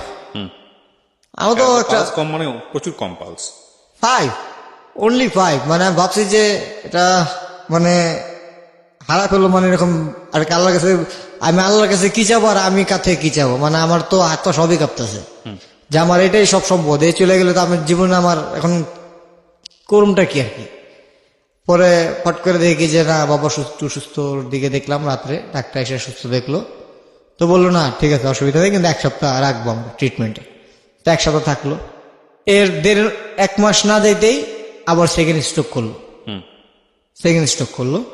মানে অর্থের চিন্তায় চিন্তায় এরকম অর্থের চিন্তায় মানে আমির থেকে ফকির হলে যে অবস্থাটা হয়। আর দেখা গেছে ঘরে আমি যখন সামগ্রী কিছু নিয়ে আসতাম খাবার, উনি পছন্দ করতো খুব, ক্লাব স্যান্ডউইচটা খুব পছন্দ করতো। আমি দেখতাম কোনো সময় ডিসেন্ট থেকে অথবা কোনো ভালো একটা আমাদের যাত্রাবাড়িতে শহীদ পার্ক রোড আছে একটা, ওইখানে 90 ডিসেন্ট আছে, ওইখান থেকে পিৎজা নেওয়ার জন্য একটা স্যান্ডউইচ, আর ছোট ভাইয়ের জন্য একটা কেক, 4-5টা কেক, মানে দেখ সারাদিনে 1500 টাকা 2000 টাকা ইনকাম হয়েছে, ওই 1000 টাকা এখানে আর কি কেনাকাটা করছে। কোনোদিন খালি হাতে বাড়িতে ফিরতাম না, বাবা এটা ফলো করতো। তো একদিন একটা দুর্ঘটনা ঘটাই আমি, তো ঘটনার পরে বাবা খুব রাগ হয়ে আমারে বলে চাকরি টাকরি করা লাগবে না। আমি বললাম আচ্ছা ঠিক আছে, আর করি না। তো করে আসার পরে সেকেন্ড স্ট্রোক হইল। সেকেন্ড স্ট্রোকের সময় আজব ঘটনা, উনি একা হাইটা গেছে। আচ্ছা, উনি একা হাইটা আর্মি ক্যাম্পের গেট পাড়া রিক্সা নিয়ে উনি মিটফোর হসপিটালে গিয়া উনি ইসিজিতে বসছে যে আমার হার্টের ব্যথা উঠছে, দেখেন তো কি হয়েছে। ডাক্তার বলছে আপনি তো স্ট্রোক করে ফেলছেন, আপনি আসলেন কিভাবে, আপনার সাথে কি আসছে, কাউরে বলে না বলে আসছে। তো যখন আমার বাবা সেকেন্ড স্ট্রোক করে তখন হসপিটাল থেকে খবর দেয় আমার মাকে, তখন আমার মা, আমার চাস্তো ভাই আছে, চাস্তো ভাই আমার ফোন করে বলল ভাইয়া তুমি কই, বললাম যে ভাই আমি তো আছি বাইরে আছি। বলছে ভাইয়া যেটা তো স্ট্রোক করছে আবার। তো আমি তখন এখান থেকে উঠে আবার যাই দৌড়া হসপিটালে গিয়ে দিয়ে বাবা বসে রয়েছে, বেডে বসে রয়েছে। আবু কি হয়েছে, কথা বলে না আমার সাথে বেশ একটা। বাসায় নিয়ে আসলাম ওনাকে আবার 4-5 দিন পরে। তো ডাক্তার একদম সাফ, আপনি সিগারেট ধরতে পারবেন না, আপনার চাটাও বেশি খেতে পারবেন না। আচ্ছা, স্মোক করতো? হ্যাঁ, আবু একটা বলতে গেলে চেন স্মোকার ছিল। আচ্ছা, ডাক্তার না করে দেওয়াতে তো আমার কাকা, সবাই তো আর একরকম হয় না, তো দুষ্কাকার আর কি, যারা সৎ কাকা বললেন তাদেরও আপন বলতে হবে। তারা এখন একটু ভালো, আমাকে যদি আমি 3 বেলা 2 বেলা খাই তো আমার ওই সচ্চাচারে আমার খাওয়াইতেছে আর কি বলতে গেলে। আমি বলি যে কি করতে কি করা যায়, তুমি একটা কিছু করো, এভাবে চললে হবে আবু, তুমি একটা অপারেশন করাও, কি করো, কিছু হবে না, চিন্তা করো কেন। আর আমার ছোট ভাইটার নাম হইলো সোয়েব, কিন্তু ওরা আমরা পিপি বলে ডাকি আর কি, আদকেরা পিপি বলে। তো বলে ওর দিকে একটু খেয়াল রাখবে, এটাই। তো দেখা গেছে কি স্ট্যান্ডে বসে আমার চৌরাস্তা বসে রয়েছে, দোকানদারকে বলতো এক কাপ চা দে, কবে রং চা আছে, কিন্তু পাশের জন্য যখন দুধ চা খাই উনি ক্ষিপ্ত হয়ে বলতেছে তুই পাশের জন্য দেশ আর তুই আমার দেশ না কে লেগা, আপনার দিব না, আপনি তো অনেক টাকা পায়, মানে মানুষের কি ইগনোর করে কি, মানে ওনাকে দিবে না, ওনাকে একটু রাখতে চাইতেছে মানুষ। তো উনি বুঝতে পারে। তো একদিন নাকি আমাদের এলাকার একজন মানে আমার এক জ্যাঠা হয়, আব্বুতে বয়সে বড়, ওনার ওপেন হার্ট সার্জারি হয়েছে। তো উনি আব্বুরে বলছিল যে একটা সার্জারি করাও, অসুবিধা কি, 2-2.5 লাখ 3 লাখ টাকার মতো লাগে, একটা সার্জারি করা ফেলো। তো এই ডিসেম্বর 7 তারিখে আব্বুর মৃত্যুবার্ষিকী গেল, আচ্ছা 4 বছর হলো। তো উনি বুধবার দিন বলছে আব্বুরে যে ভাই আমার মনে হয় আমি আর বাঁচবো না। ওকে। তো এই শনিবার দিন রাত্রে মনে করেন আমি আসছি বাসায়, কাজ শেষে, কাজ করি না, মানে বেকার হয়ে গেছে, আমি আসছি বাসায়। তো বাহুবলী ছবি দেখাইতেছে, বাহুবলী পার্ট 1 তখন দেখাইতেছে, ছবি শেষ, ভাত খাওয়া শেষ হইলো। তো দেখি আব্বু, আমি কাবু তোমার অসুবিধা হইলে আমি ভাত নেওয়া কম্পিউটার দেখি আর করি গা, তোমাকে না খা। ওই জন্য বাবার শেষ কথা ছিল, খাইলাম, খায়া ওখান থেকে বের হলাম, বের হইয়া সর্বোচ্চ 15 মিনিট, কি বের হয় সর্বোচ্চ 15 মিনিট একটু কুলি টুলি করে পানি টানি খাইছি, মেন ডোরটা দেখলাম লাগাইছি কিনা, কারণ নিজের সবাই ভাইটা বাড়ি আরেক বাড়ি চেক করে আমি মাত্র বিছানায় এসে, আমার ছোট ভাইটা তখন 4 বছরে, ও মাত্র আর কি আমার সাইডের ওর একটু সাইড করে দিয়ে কম্বলটা দিলাম, দিয়ে আমি মাত্র সাইড দিয়েছি। এর ভিতরেই ফাট করে মানে একটা আওয়াজ আসলো, করে একটা আওয়াজ আসলো, কানটার ভিতরে এরকম ভাবে লাগলো যে ওই ঘর থেকে তো, আর আমু চিখে দিছে, সাথে সাথে ওই ঘরে যাওয়ার পরে মানে বাবা এক পাল দিয়া মানে কোলে, মানে ধরছিও না কিভাবে যাবো কি হয়েছে। তো বলতেছে যে উনি, আপনি দেখলে বুঝবেন উনি এভাবে বসছে ভাই, স্ট্রোকের ওই ঘরে আইকে গেছে, মানে শেষ আর কি। বলতেছে যে কই পিপি কোথায়, ছোট ভাই, আমার ছোট ভাইকে আদর করে পিপি বলে, যে ও কোথায়, ও কোথায়, আমি বলছি আসলে তো ঘুমা রয়েছে। মানে ফট করে আমার কাকা ফোন দেই, কাকা এই অবস্থা, হসপিটালাইজ করতে হবে। কাকার সাথে সাথে দৌড়ায় আসে, সব কাকে আসে, আইসা নিয়ে যায়, হসপিটাল নিয়ে যায়। নিয়ে যাওয়ার আমি গেছি আব্বুর সামনে, তো ডাক্তার আইসা পালস 13-14 দেখতেছে। তো উনি ইসিজি থেকে মানে ওই ডাক্তারকে বলতেছে যে বেড়ে যাব, তো প্রায় শেষ স্যার। তো শেষ করলো, তো যখনই বেড়ে গেল, মানে ওনার ব্যথা তো সহ্য হইতেছে না, কিন্তু উনি তো বলতে পারতেছে না। কিন্তু আমি সামনে গেছি, আমার এরকম ভাবে কিভাবে একটা ধাক্কা দিল, মানে হাত দিয়া, আর চোখ, মানে আমার বাবার চোখ, মানে আমার বাবা আমাকে একটা কথা শিখাই গেছে যে জীবনে তুমি হাসি আর চোখ গরম কাউরে দেখাইবে না তোমার।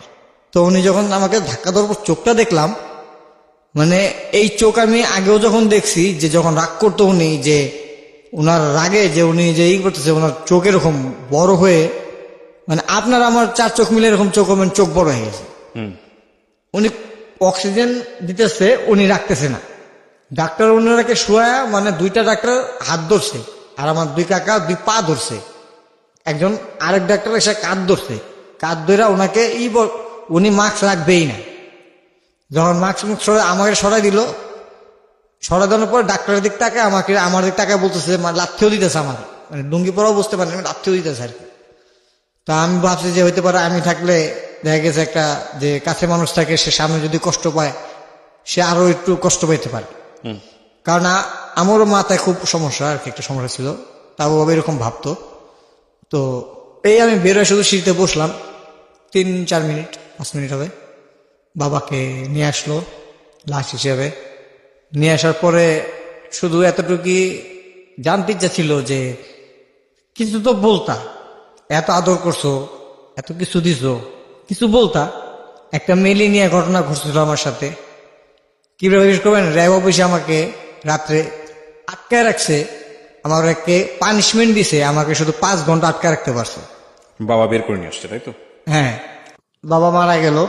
তারপরে বাবা মারা যাওয়ার 3 মাস ভালোই ছিলাম, সবাই একটু ভালোভাবে দেখতো।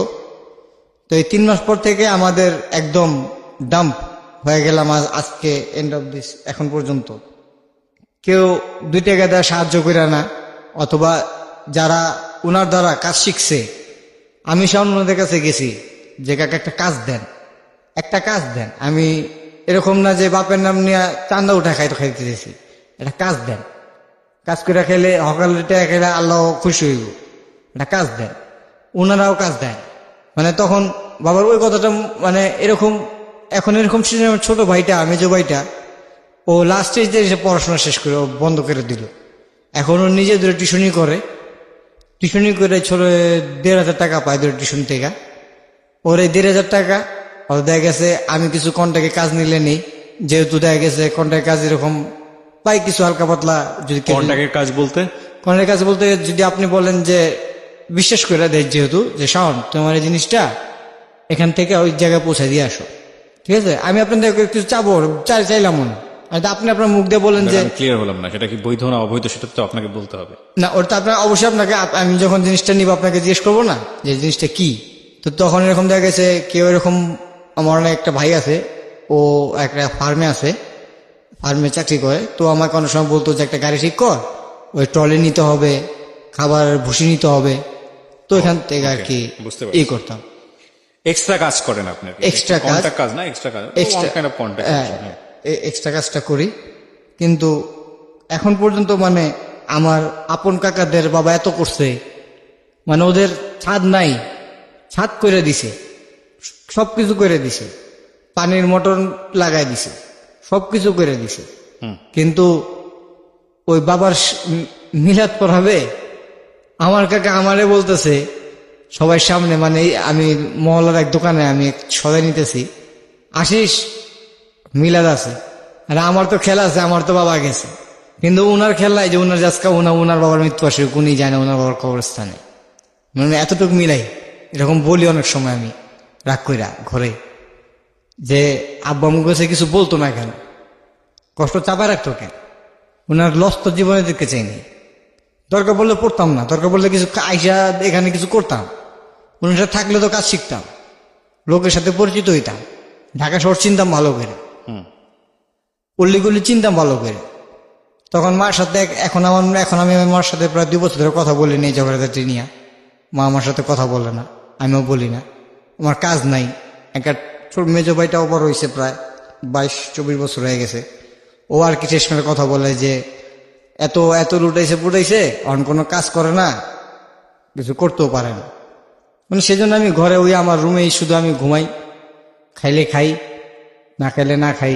যে পর্যন্ত পকেটে টাকা থাকে সবাই জিগে যে কেমন আছো।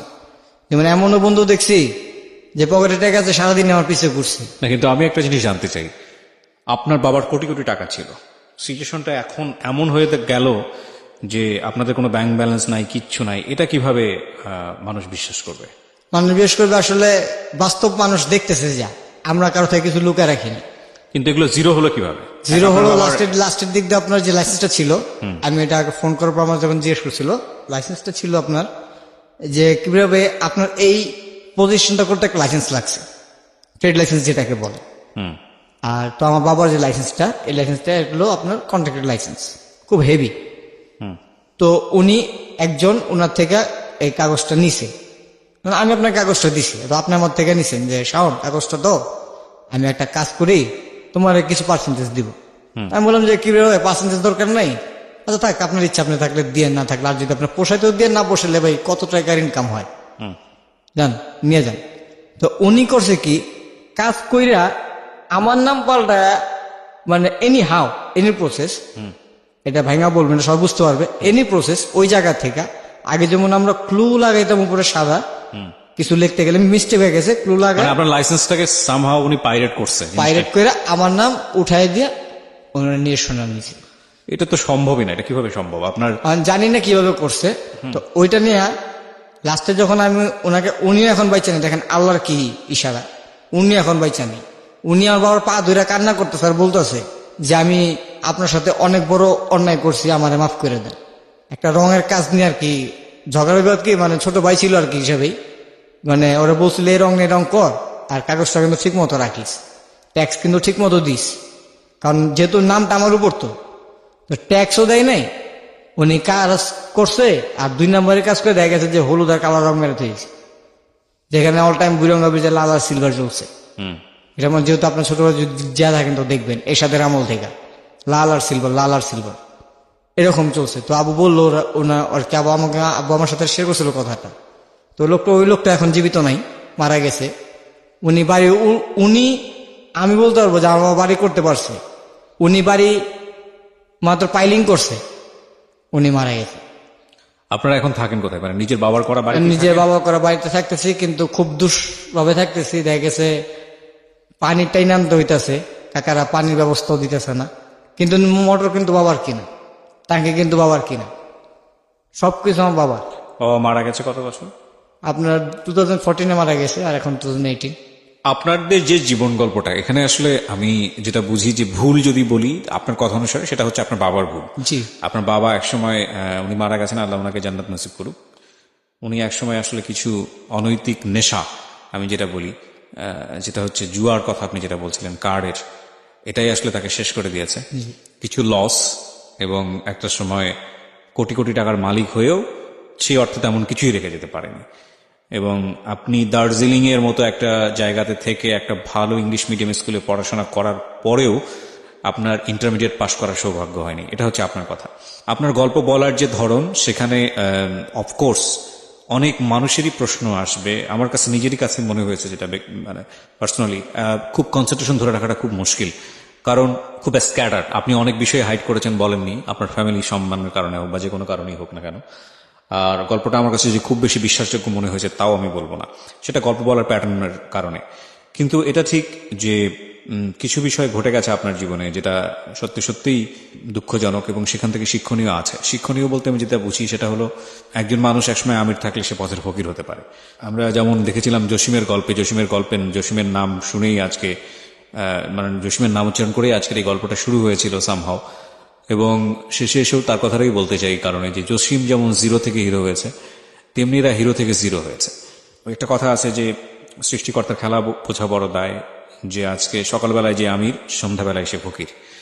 নবাব সিরাজউদ্দৌলার ঘটনাও কিন্তু ঠিক এরকমই ছিল না? ওখানে বোধহয় এই গানটা ব্যবহার করা হয়েছিল। তো আসলে এটা মানব জীবনেরই খেলা। তবে এটা ঠিক যে মানুষ যে জিনিসটাই পায় সেটা তার আসলে কর্মের রেজাল্ট। মানুষ আপনি লটারিতে আসলে বড়লোক হওয়াটা কখনোই এক্সাম্পল হতে পারে না। মানুষ বড়লোক হয় সেটাও পরিশ্রম করি, কাজের মাধ্যমে। মানুষ বড়লোকত্ব বা যাই বলি না কেন, অর্থ সম্পদ, বিত্ত বৈভব, সেগুলো হারায়, সেগুলোও তার কাজের ফসলই। এইটাই, মানুষের অনেক কিছুই শেখার আছে, তবে কোনো কিছুই আসলে স্থায়ী নয়। মানে আপনি এখন যেরকম ছোটবেলায় গাড়ি বাড়ি কোনো কিছুরই অভাব ছিল না, ওই জায়গাটা যেমন এখন দুঃস্বপ্নের মতো মনে হয়, ঠিক একইভাবে সত্য যে আগামীকালকে আপনি যে আবার তার চেয়ে ভালো পজিশনে থাকবেন না, এটা অনিশ্চয়তা না বেসিক্যালি। তো কি মনে হয়, মানে আপনি এই গল্পটা কেন বললেন? আপনার আজকের এই লাইফ স্টোরি বলার পেছনের কারণটা কি? মানে আপনার জায়গা থেকে কি বলার আছে? আমার জায়গা থেকে এইটুকু বলার আছে যে এখন যেহেতু আমাকে কেউ দেখতে পারতেছে না, আর কিভাবে দেখতে পারতেছে, আসলে জিনিসটা হলো এভাবে যে যারা এখন আমার বয়সে চাকরিতে ঢুকছে অথবা কোনো ব্যবসাতে ঢুকছে, অথবা আমার বন্ধুদেরকে আমি বলতেছি টাকা আছে, ওই যে আমরা চিন্তা করতেছি যে আজকে 10 টাকা কামাইছি, এই 5 টাকা খাই, 5 টাকা জমাই না, 2 টাকা খা, 8 টাকা থো, তাহলে কালকে আর 3 টাকা খাইতে পারবি। মানে এটা আমার ফ্রেন্ডদেরকে এভাবে বললাম, আর সব লিসেনারকে মাইন্ড করবেন না, তুই করে বলে ফেললাম। সবাই আপনারা এই কথা চিন্তা করবেন যে মানুষের আসে সময়, অনেক সময় একটা কথা শুনি যে যায় কাল ভালো আর আসে, যায় খারাপ আসে ভালো, অথবা যায় ভালো আসে খারাপ। সো আমরা এখানে এন্ডিং করবো। সো প্রিয় শ্রোতা, এই হচ্ছে আজকের এই জীবন গল্প। এক ধরনের ঢেউহীন, নদীতে স্রোতহীন একটা জীবন গল্প।